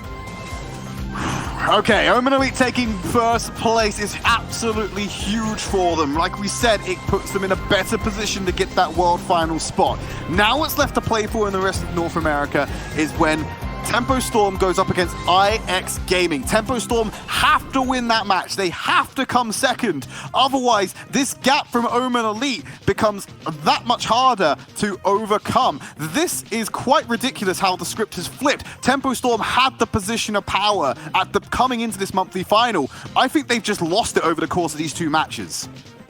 Glory and celebration for Corey, Zulan, Super Sai, and Tyrant Star. This Omen Elite squad have done it. With a pickup here, they'll take the $9,000 prize and the first place spot on the leaderboard. Tempo Storm will be in a very perilous spot. Falcone, cue us up for the next round. Thank you very much, Woody. And you guys summed it up pretty nicely. Things are getting spicy in this region. But before we get into that, let's get into our MVP for that last match. And it's going to be Zulan.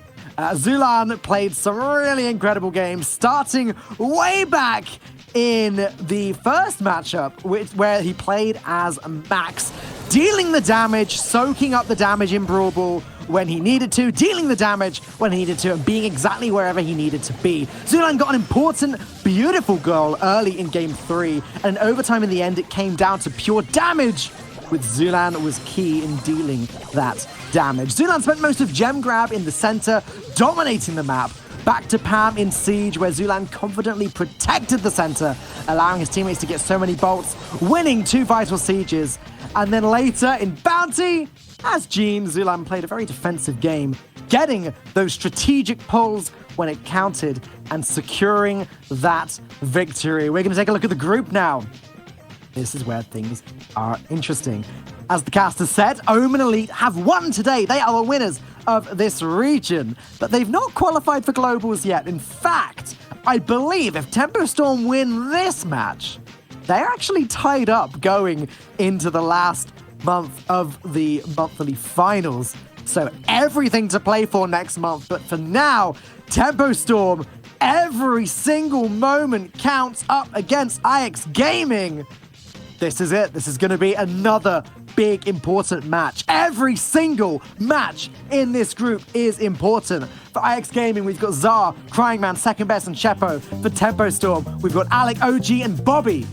Let's talk about IX Gaming. Zar admitted that they've been learning from their mistakes for sure. They think more about their comps, and they know that communication is very important. And so IX Gaming are working on all of those areas. It's cool to see them admitting they were a little weaker at first, and to learn how they've grown throughout the year of competition. I can only imagine how good some of these other teams are going to be in the global finals. Let's talk about Tempo Storm, who again are fighting to keep their advantage. Having lost to Omen Elite, things are getting dicey. Alec admitted that this team have been improving at everything since they first started playing together back in 2018. He claims that the biggest strength in the group is chemistry, whereas Bobby said it's thinking of good comps. Maybe that means we'll be seeing some more different type of comps. Here we go, the final match of the weekend starts now. Thank you very much, Falcone, and what a day it has been for the NA region. These games are absolutely just on fire, Tridd. Oh, it's been incredible. I mean, you had a bit of a stonker of a series. We had a pretty good one as well. Let's close it out just the same. Surge, Gale, the bans we expect to see finally being taken off the board. Yeah, I would say so. We saw a little bit of Surge earlier today, but definitely one that teams are wary of, and getting rid of him and Gale, I think, is wise. Going into Minecart Madness, our first map, and obviously the game mode will be Gem Grab. Minecart Madness, a personal favorite of mine. An extra element, something else to think about is the path of those mines carts. They're going to deal a cool bit of damage to you, so you don't want to be cut off. As we keep mentioning as well, changes have come into the map where you can now shoot through portions of it instead of being fully obscured. You can't pass through it still, so still need to be conscious of that positioning. Yeah, the rope fences really mixed up this map in particular massively. You know, brawlers like Nanny, which we've seen quite frequently being played on Minecart Madness, would just never have been an option, and Pam as well for lane alongside that. It seems to be a very common choice. For me, a Sprout mid is definitely a really, really good way to round off that comp. Be interesting to see where the teams go for that. Well, we're jumping into our first game, Ark. We're going to find out fast, and I see Sprouts on both sides of the field. No Nanny. It's Bo and Pam for IX Gaming, Tempo Storm. They're running out with something similar, except they're bringing the Carl instead of the Pam. Yeah, I like what I'm seeing. For the most part, I would say that these comps work for me. We've seen time and time again the effectiveness of Bo's gadget of Tripmine. So Tripwire coming into play potentially here if Alec is running it, which I assume he will be. And for the most part, it was actually IX Gaming who got the better amount of gems off the bat there. Zar, though, goes down, dropping bolts. That could be easily picked up by Tempo Storm here for me.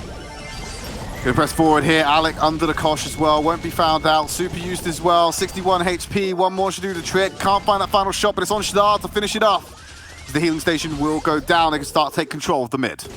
Oh, he was forced to retreat by a maverick Sprout shot that was absolutely just shot into the air, catapulted by that minecart there. And IX getting control, though, now. 8 gems in their pockets and getting ever close to a countdown as Second shuts down that right-hand side, putting pressure on both the mid and the left lanes here. Yeah, Bobby sitting on that lone gem in the back left corner. Can't press forward.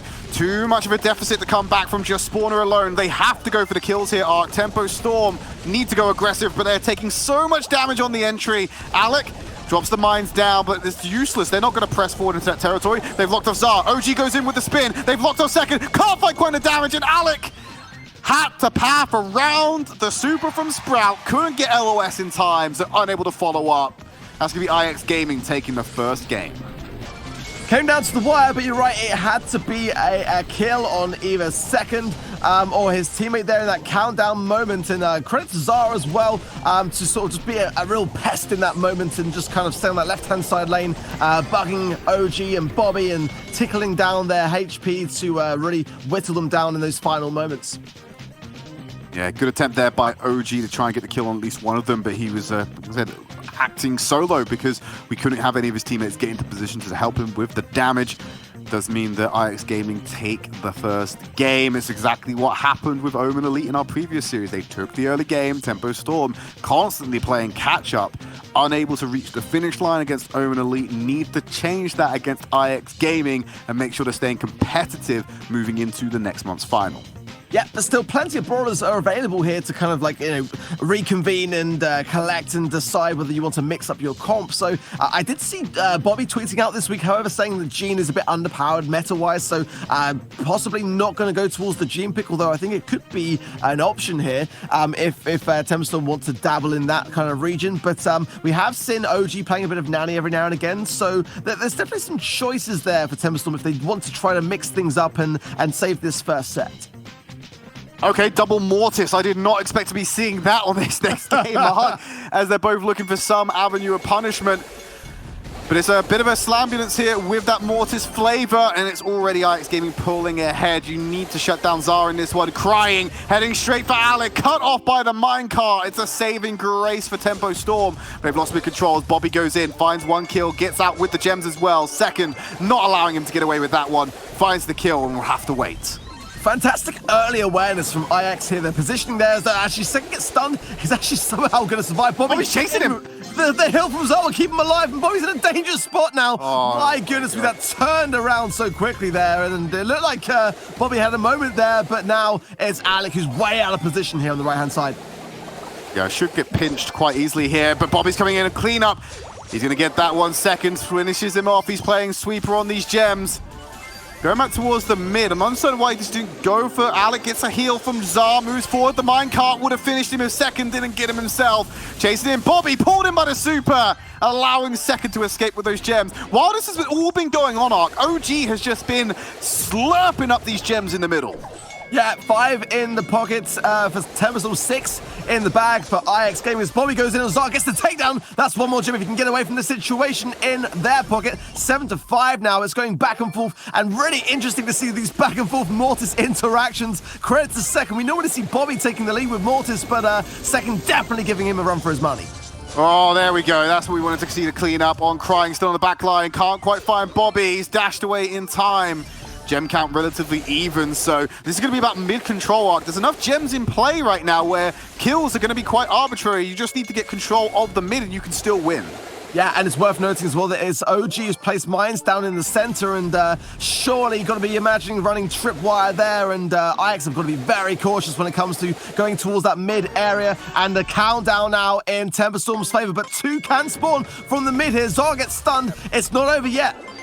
They don't need to be chasing them. The minecart's cut off. Zar Crying needs to play a little bit more defensively. They can just win this without. But second goes aggressive onto the back line. It should be punished by OG. They're going to get away with it. Well, they need to kill OG. But no, they allow him to get away. The spawner is not going to bring this back for them. Crying. Going to be cut off by the minecart, but he has to stay deep to stay competitive. Second wants to clear him out, but with that kill, the deal has been sealed. Tempo Storm take game number 2.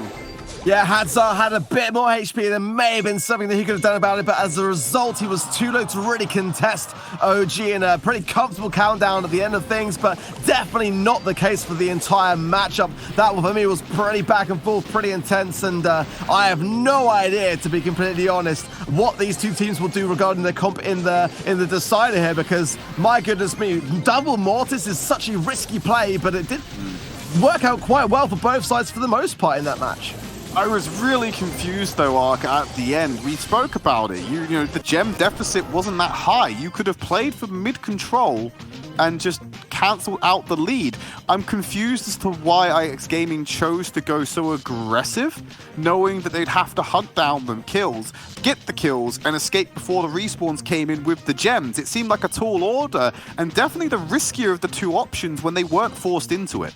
It was a tight one. I'd have to look back at the exact second. I believe with 15 seconds, 2 can spawn. I think it's about possibly 7 seconds. No, they absolutely can spawn. They absolutely can. Like, I don't know why they chose to go aggressive. There's probably something we're missing here.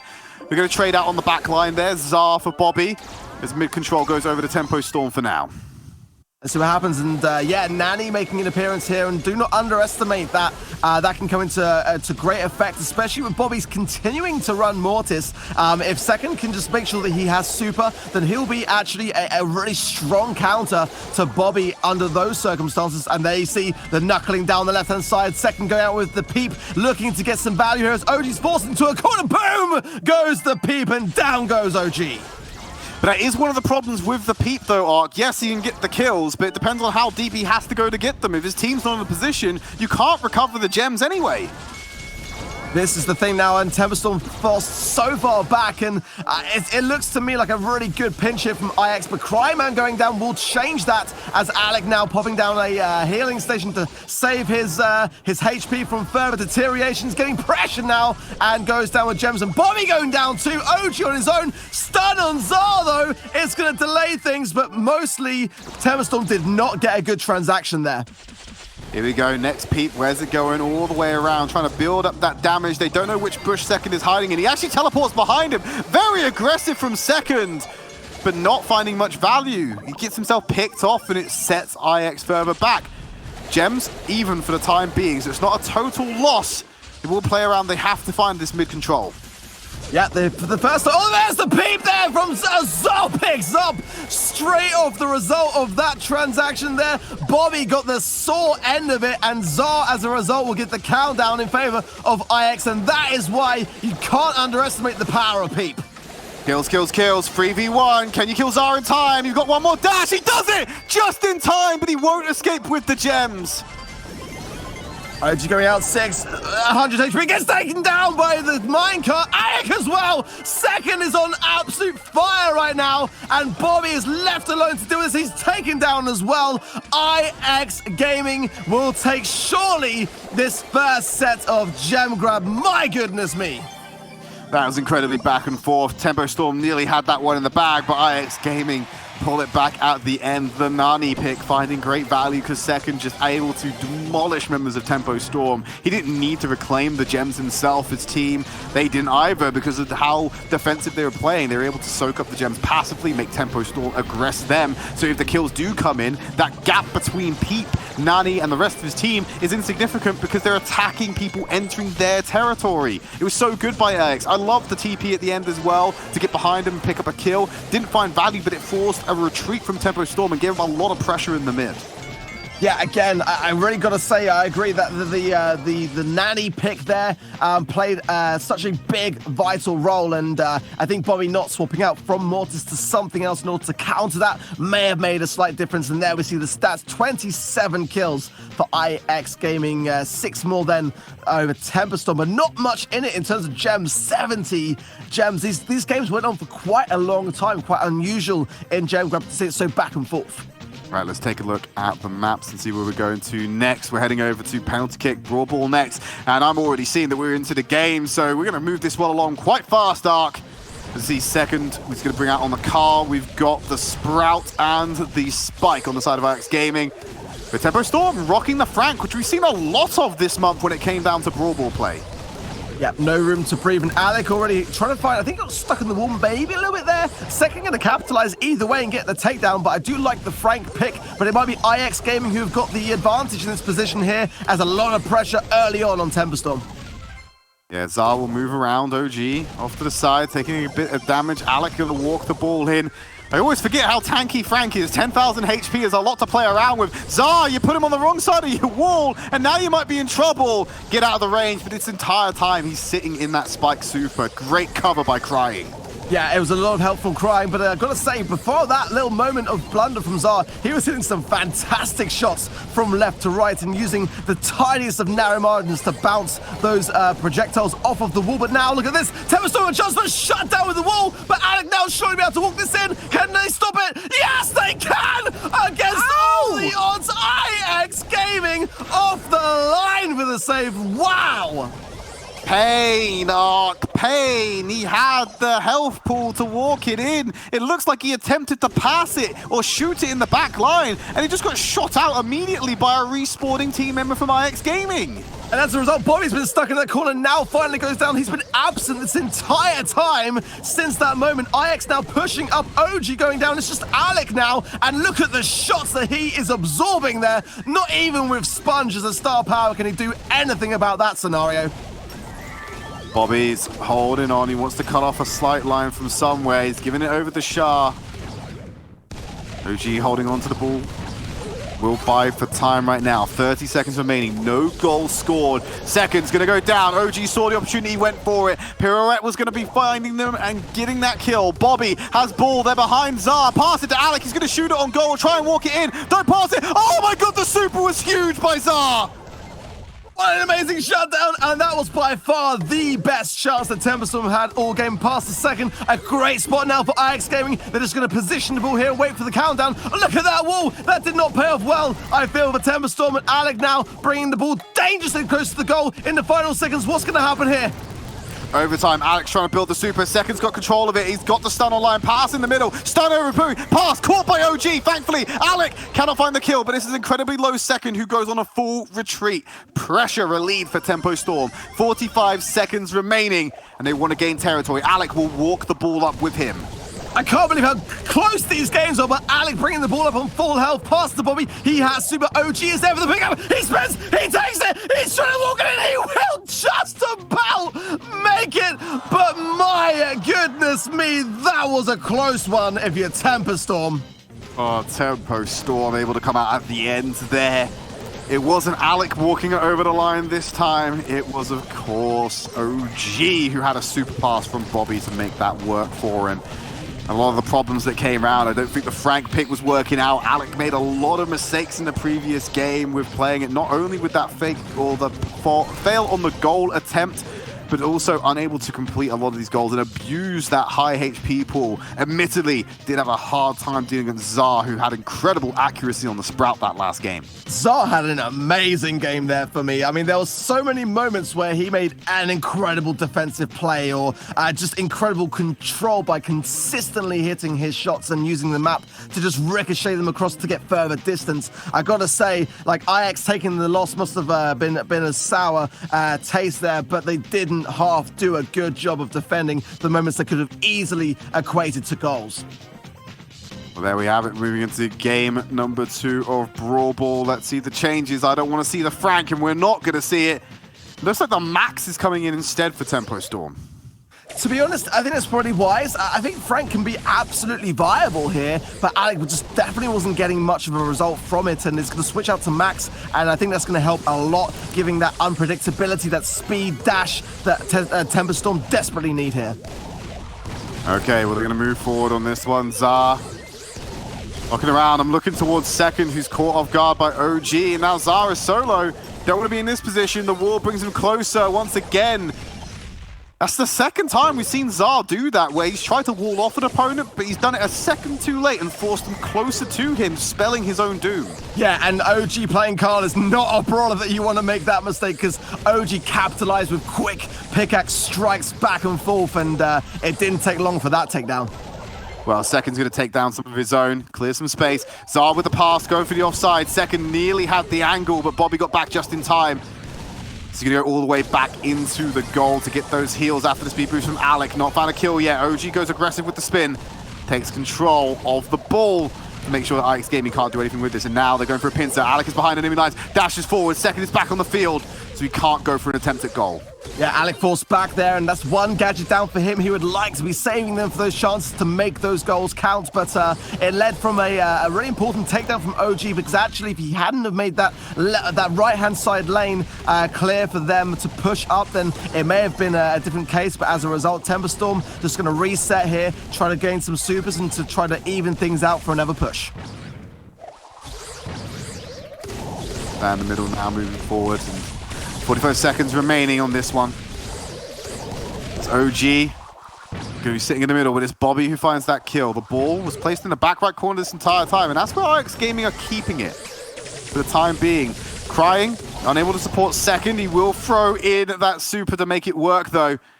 The ball's still in the back right corner. Second just gaining position. They need to look at this. I think IX Gaming are going to play for overtime, Ark. Yeah, and second has some great moments there. Despite being shut off by Zara with the wall, he managed to pick up a double kill. And I think for me, IX are in a great spot. They've got the ball in their corner, but if they don't start to bring it out and start to continue to regain this mid control here, now second will do it. That's smart, but I think already Bobby spotted it, and he's going to come out as well. This could end disastrously for IX if they go down in overtime here. The ball is not in a good spot for them right now. That was a waste of a super. Second pulled the trigger on that one way too early, missing a crucial resource. The ball is still in the goal line of Tempo Storm.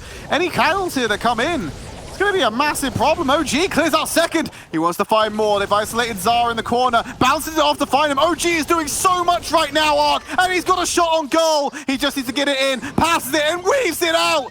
Tempo Storm going to take the set and equalize the match. My heart was in my mouth a little bit because I felt like it was going to be OG that would super in to get the ball or in a position to pass it in. He didn't. He went for Zara instead, and there was a moment there where I thought that might come back to haunt them, but Bobby with the pass there, and OG, credit to him as well. One of that pickaxe shot from second best would have seen him taken down, so a nice juke to stay alive, and he didn't hesitate to make sure that he shot the ball right in that corner so that it was going to make that goal count for Tempo Storm. But I can just feel the pressure mounting right now between these teams, and you can't forget, right? This is massively important for Tempo Storm to win this match. If they don't do that, it's going to affect the points so much in their rivalry against Omen Elite.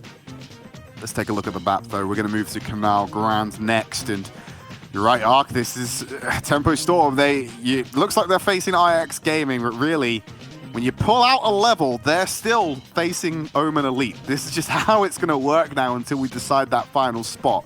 Bounty's the next location. We see a lot of different approaches to this one. The biggest vice that a lot of teams fall into on this map in particular is this canal down the middle. It splits up the field and it allows for a lot of pinches to come in.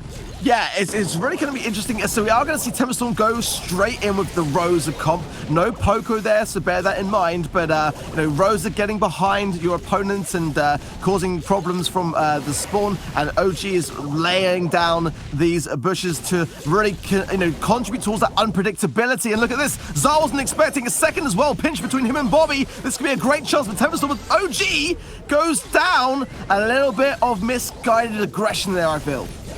Well, thankfully, Bobby's here to save the day with an equalizer onto Zara, and I agree with you on that one, Ark. That was a bit overzealous from Tempo Storm, and well played to IX Gaming to capitalize on that one. Now it's Tempo sitting in the position of power.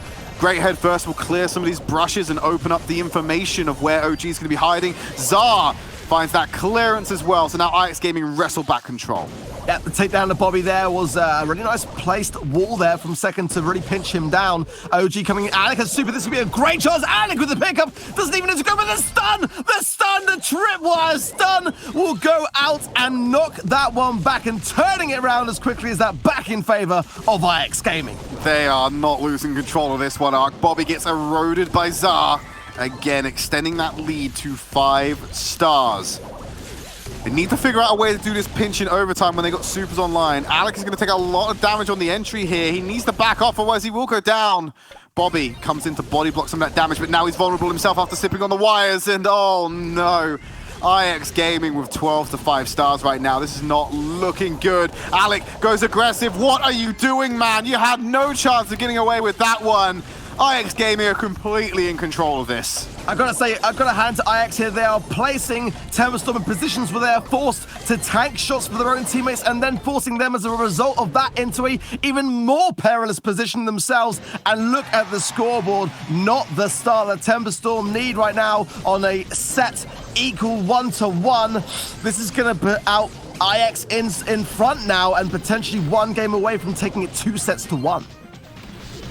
There we have it. IX Gaming take the lead in Bounty in a dominant performance. Tempo didn't ever, I don't think Tempo ever looked like they had control of that map, Ark, and that's disastrous for them if they're trying to pull out this one and get this match win. I don't think this comp is right for them. I understand there's a lot of comfort on here, But when you're going up against the amount of throwers, there's no terrain to hide behind. You've got Char setting down these beautiful mines to be using with the tripwire as well. You can't get away with this one. I think they need to change up their comp running into the next game. Yeah, I couldn't agree more, actually. I think that for me, Temper Storm's kind of like slambulance idea without the heal, of course, not really working out. It's just a truck. It's not a slambulance. It's just a truck. Like... Yeah, I would agree with that. I would absolutely agree with that. And now the question is, going with something more control or long range. Maybe Mortis might even come out if Bobby feels like it's a time to do so. I'm not sure considering the score, but it is a possibility considering that IX are playing Tick, but we'll have to see. But a change definitely needed for Temper Storm. Okay, they have made the change now. They're going over Tick and Sprout themselves, but they also have the Jackie instead of the bow. Yeah, that's smart for me. I mean, Tick countering with another Tick is never a bad thing, but yeah, Jackie still is a very aggressive brawler, and IX seemed to capitalize on that fact in the previous game. But Zar now in a perilous spot here. Bobby couldn't connect and is forced to retreat though. If Alec gets control of the mid right now, he could potentially go for some kind of pinch. He's running straight at Crying. There's no support there until Zar moves into position.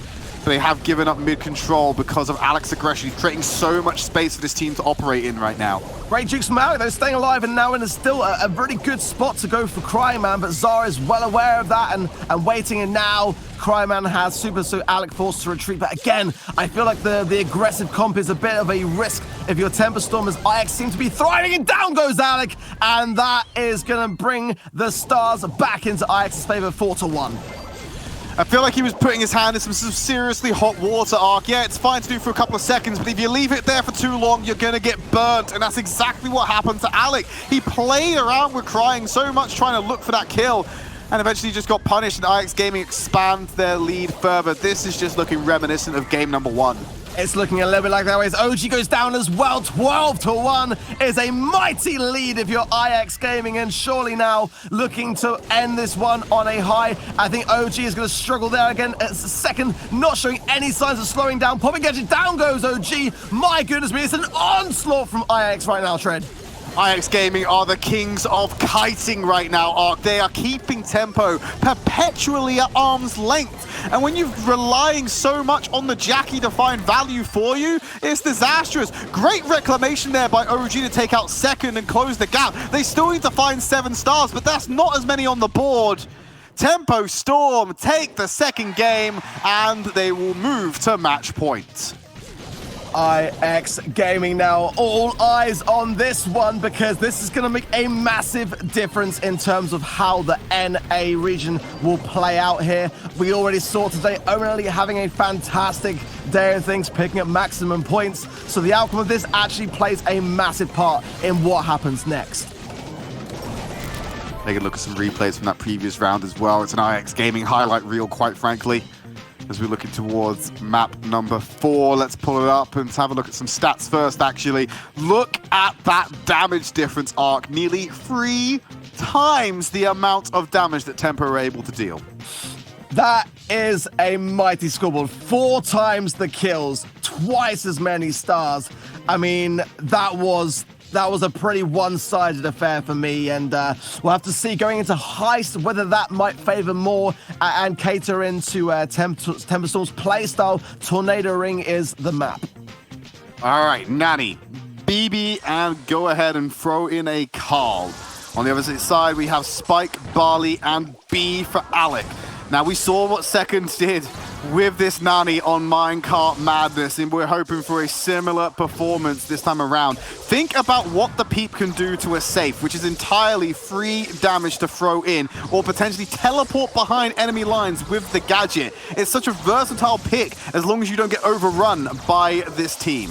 Yeah, gotta say though, I do like the B pick, but down goes Alec there, and that might make a big difference. Zar goes down there as well. Cryman knocking Bobby to the side. That's gonna pop gadget to stay alive in the mid here, but Comes the Peep. Yeah, here comes Peep, watch out. Is he gonna do the teleport? He's gonna teleport. Safe. Yeah. Oh no, he TP'd! Yeah. Okay, so that's always got to be the gamble, and that's going to be a bit of a problem for Tempo Storm. They have to figure out whether the Nanny is going to go for the explosion or the teleport, and that decides what they do, because they can't punish it if they think that he's going to teleport behind them. If they teleport, someone has to answer. But if he's just going to bomb, they have to go aggressive. It's such a conundrum that Tempo Storm will have to figure out every time he slaps the super on. Yeah, I think it's a really smart choice here, and it might be well decided. But look at this, Temperstorm going in here. OG couldn't quite get close enough. He wants to pop his gadget. I know the damage that he's thinking of dealing here, and he just wants to win side. His teammates down for support. This is great from Temperstorm, as the damage will start to rain in here, surely. Alec getting shots on Cryman as well, and then replacing those amplified shots onto Zar is a disastrous thing for Ajax to have to deal with on defense right now. Okay, Peep number 2 for second. He needs to find something big here. You can see Temperstorm going back. He's going to go for the teleport as well. Damage comes back, finds cover, gets it down. Still 20% between them and IX Gaming, but he keeps keeping that gap competitive. It's on IX Gaming to move forward, but the safe is being damaged regardless. They haven't cleared out Bobby.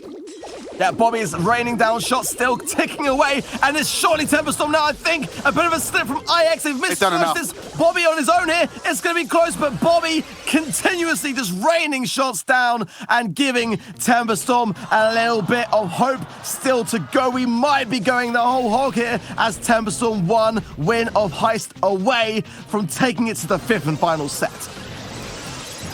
Okay, so every time the Nani went in, you got about 20 to 30% worth of damage, but you had that slow burn from Tempo. They were constantly able to get OG and get Bobby in position with the Barley, with the Spike, and burn through the safe so much faster. Alec is able to assassinate Nani on this B because the damage, Nani does not have the HP to be messing this around with.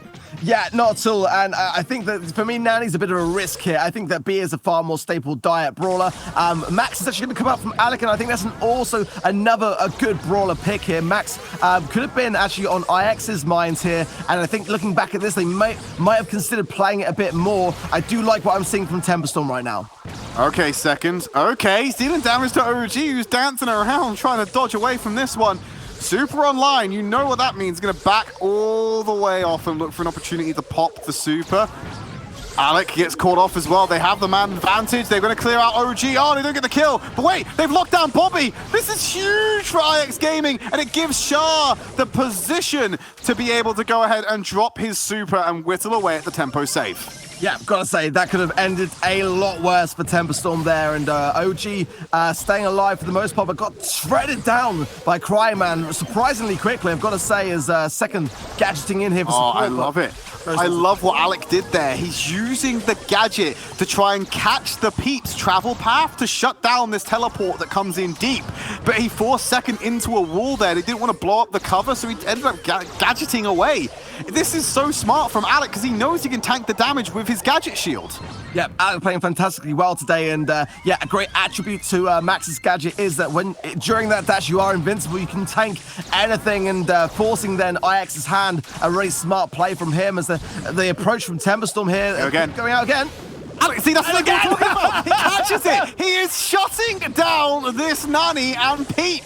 Every time, he just needs to get a beeline on where the Peep is and he can win it out. And now look what Bobby's able to do with the BB. The bubblegum on the back line, bouncing off the board, gives Temperstorm the lead. This looks like we're going to a map 5. Alex looking there got quite a bit of damage in the result. He was doing a smart play there, healing up in that one tile here, but now look at this, Cryman going in. Bobby gonna go in as well and can't get the takedown on the second. He's gonna teleport. Bobby now, look at this. How much damage will he get here? He's gonna line up 1, Too much damage. 3. Is it more? There it is! Temperstorm keeping it alive! Oh, Temperstorm forcing us to match number 5. Alec providing the perfect solution to shut down second Nani. He didn't get a single opportunity to teleport to the safe because both BB and Alec were there to catch and force his hand. What is in the NA water this month? I mean, this is just insane to watch. Temperstorm taking it to the 5th and final set, and look at those stats there as well. The kills definitely in favor on their side, as well as the damage on the safe. The damage is relatively even, but the safe damage is what the big difference maker is. Yeah, exactly. And this final set then to wrap up the day. But what an important set it is going to be. It is going to be decided on Siege, the map, some assembly required. Coming down to the wire, Temperstorm need this win to stay competitive against Omen Elite in our final monthly final. Let's see him move out onto Siege. as we're going to have them roll out on a similar composition. Alec moving back onto the Frank this time around. That's a triple. That's a lot of damage coming out there for IX Gaming. Very vulnerable if they get caught here. Yeah, and already, look at this. Temperstorm a bit on the back foot as IX getting a lot of mid control. Alec will pick up one, and that might just be enough to draw out this set. Let's see what happens here. I actually think Bobby accidentally DC'd there at the beginning because he was missing from this entire first bit of engagement, and they gave up so much mid control and this first bot. That's disastrous for tempo. Yeah, tight spot. Bobby might pull this, but he's a bit low on health if he does. Let's see what happens here. Azar getting a lot of damage. That's a pretty gnarly first push for me from IX Gaming. Bobby holds on to the magic hand, realizes he could find more value at this re-entry. They have to get control of the mid, otherwise they're never going to get bots on the board. With such a vulnerable team, if he can just dodge the damage and get a pull, he's going to be able to take one of these out quite quickly. Yeah, not the greatest of starts here for Temperstorm for me, and like they've got to start to get mid control. Bobby needs to maybe work together with... What's Alec doing over here? Out of position right now, and Zai able to capitalize, and surely there's the takedown as well. Yeah, 6 bolts in the bag right now. This is IX written all over it, and not a good spot to be where you Temperstorm. I mean, if Temperstorm do go on to lose against IX here, they will be looking at a position where there'll be 20 points difference between themselves and Omen, but not a good start going into the next month. Oh, not at all. So we're going to see that drop around about 25%. No, I'm wrong. It's dropping all the way down because of the last call. A couple more bottles will seal it for IX Gaming. Yeah, this is really, really disastrous right now for Temperstorm. Bobby taking hits, forced to pop the gadget, but it's not going to be enough. Second will still get the hits, and Alec all alone here. Surely going to go down to second here as that super will tick down. 7 bolts, 8 bolts, 9 bolts more. There's nothing Temperstorm can do about it now. All right, it's all over. 4 seconds. IX Gaming, they get the last siege. It's all about whether they can finish it off, and he just throws in the last call for good measure. He might win it off with just that alone. IX Gaming don't even need that final siege bot. They're going to call it quits and take game number 1. One more game gives them the victory today. I mean, if you're Temperstorm right now, you've got to be thinking throwers. Surely we've seen the might of Barley coming back into the meta, the power of his new gadgets. The tonic healing goes such a long, long way. And I've got to say, without a thrower on your team, you are really going to struggle in this one. Definitely a rethink in terms of their brawler lineup for me to stand any chance of taking this 2 more games in, which is what Temperstorm are going to have to do to win it. Lots of vulnerable brawlers on the field. Yeah. A man with a penchant for playing Mortis. Will it come out this game? Is that the gamble they're prepared to take with this match point on the line? I do not think that would be wise. I mean, if you're IX, you might do it as a troll, but I think for me, Frank has not dwelled well at all for Temperstorm. They've got to remove that brawler and think it through with a thrower, probably Barley. Okay, so an early start there for Temperstorm. Alec in the bank about better. OG going with the Barley pick for me is definitely wise here. Zar with an early gadget use of healing tonic there. Bobby gonna bank maybe before going down? No. Bank will stay and second will pick it up. Right, there we go. Level 2 siege bot coming in for IX Gaming. So early lead once again. They're matching him on the throwers arc. They got the max on the Alec. He's taken out. He's not fast enough, apparently. Bobby has the magic hand online. He's looking for a position to pull the siege bot away and buy some more time. In fact, no, he sits on it because he's already too late. 83% are going to fall a little bit more HP as the last call comes in, bringing it down to 72. Much better defense so far by Tempo Storm, but they've got a long way to go. A long way to go. Alex picking up bolts, but I really feel like Bobby needs to start working together with his teammates on these pulls. We haven't really seen any effectiveness from the June. There's the pull! There we go! And the bolt is saved. A great moment for Temperstorm to get back in this mix. Keeping the bolt count competitive as well as they take control of more and more of the mid game, but losing Alec there is horrible for them.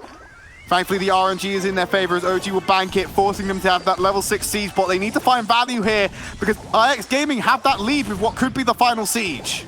Yeah, they've got to start to really get some damage going down the IX. But look at this, a great slowdown super. It didn't even connect. Wow. What a defense there from IX Gaming. Thankfully, OG had the long-range damage to be able to find some value. It's coming down to the last siege. They have to win this Bolt contest, otherwise it's game over for all of them. What a great pull from Bobby, but Alex so weak that Bolt was just not able to be banked by him as a result. And look at this, they've got to get every single Bolt here, and they are doing it, but not really. Look at this, 10 seconds left, 9 to IX, 7 to Temperstorm. Wait, Alec can go over Sweeper. They might have done enough. This is it. They can bank these bolts. They're going to have that last siege. Oh my goodness, me boy! They get it! They get it! It was banked just in time! And look at this, can IX do much about it? Oh, Bobby killed Zar! Shut down, Tridd! Oh, here we go, Tempo Storm. They have to make the connection. They've shut down the body. The respawns are coming in. They'll have some damage to deal with it, but it is there. Tempo Storm with match point on the line. They do not blink, and they will take us to that third and final game. What is happening today, Tridd? Finally! You wanted some value from the gene pools. That was a game of value for Bobby and the Magic Hands. Can you imagine now being IX Gaming? It's deja vu happening all over again, but not with Omen Elite this time, with Temperstorm. Are they going to come last this week based on what came down to the very final game of the very final set twice over? I don't know, it feels, honestly, if you're IX Gaming, you feel like you're third wheeling your best friend's date right now, because you're an accessory to the story that is Omen Elite versus Tempo Storm, and you're losing to both of them in 5-map series that go down to the wire. It's absolutely crushing right now. They have to come out with a win here, otherwise this is gonna hit them hard.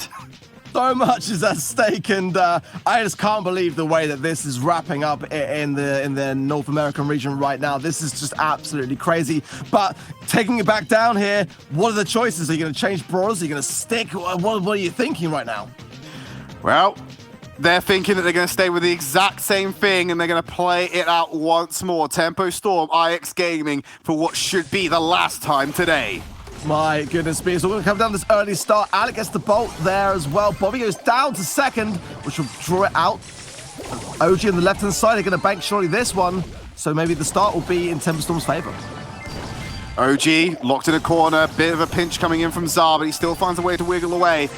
Bolt advantage over the Tempo Storm. They get a couple of kills for good measure, and they get a level 3 siege bot. OG sitting on the last call. They need to get him in range to find that extra damage. Not only did they get the siege bot, they took a nice little takedown second, preventing him from banking a bolt there, and that one might come back to help Temperstorm in the long run. Bobby has pulled, not the start at all for IX Gaming. Bobby, if he gets one pull here, I think that Temperstorm will have this round as well.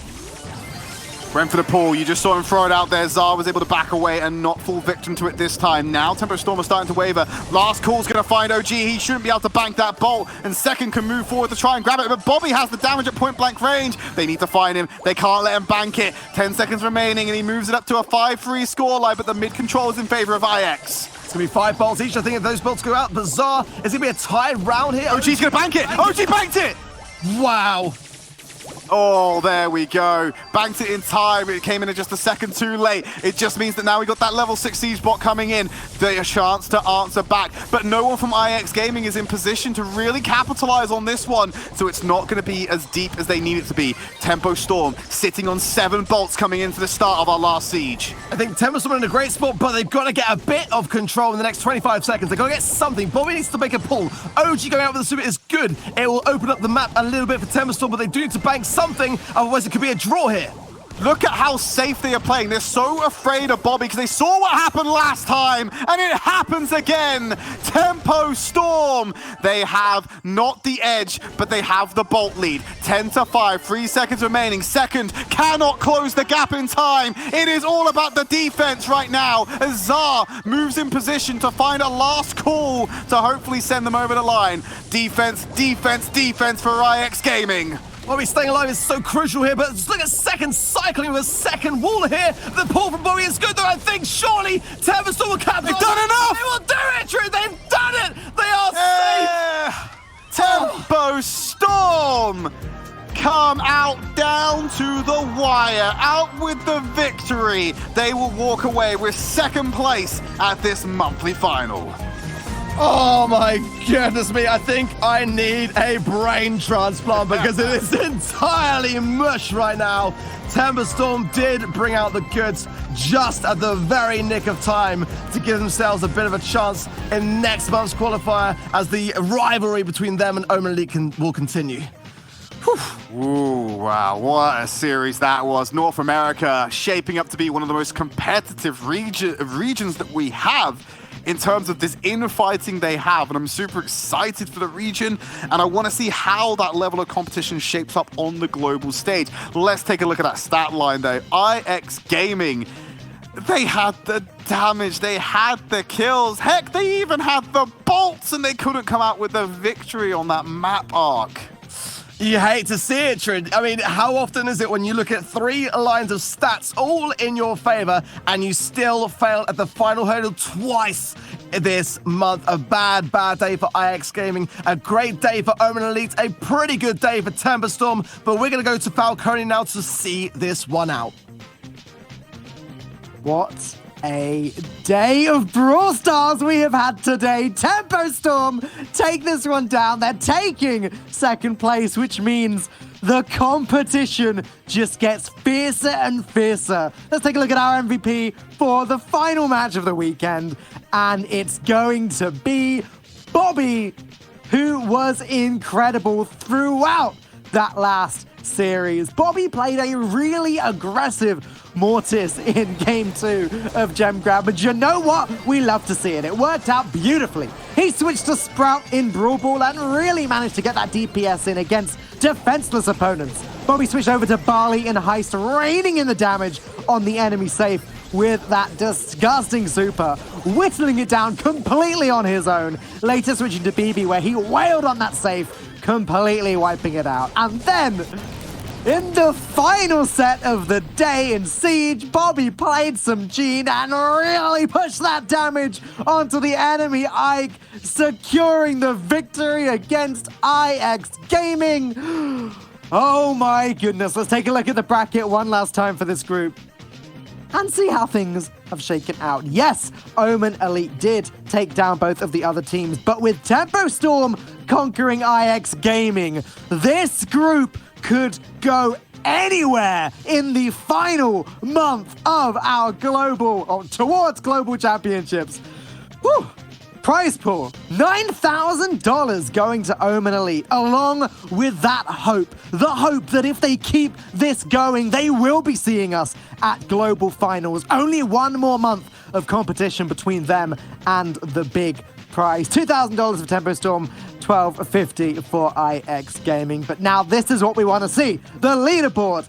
Omen Elite are now ahead of Temperstorm by only 10 points. Literally anything could happen in this group next month. You cannot miss the next month of competition. Believe me, that is one that you are going to want to see. Europe and also North America and LATAM North both completely open up for their last qualifier for global finals.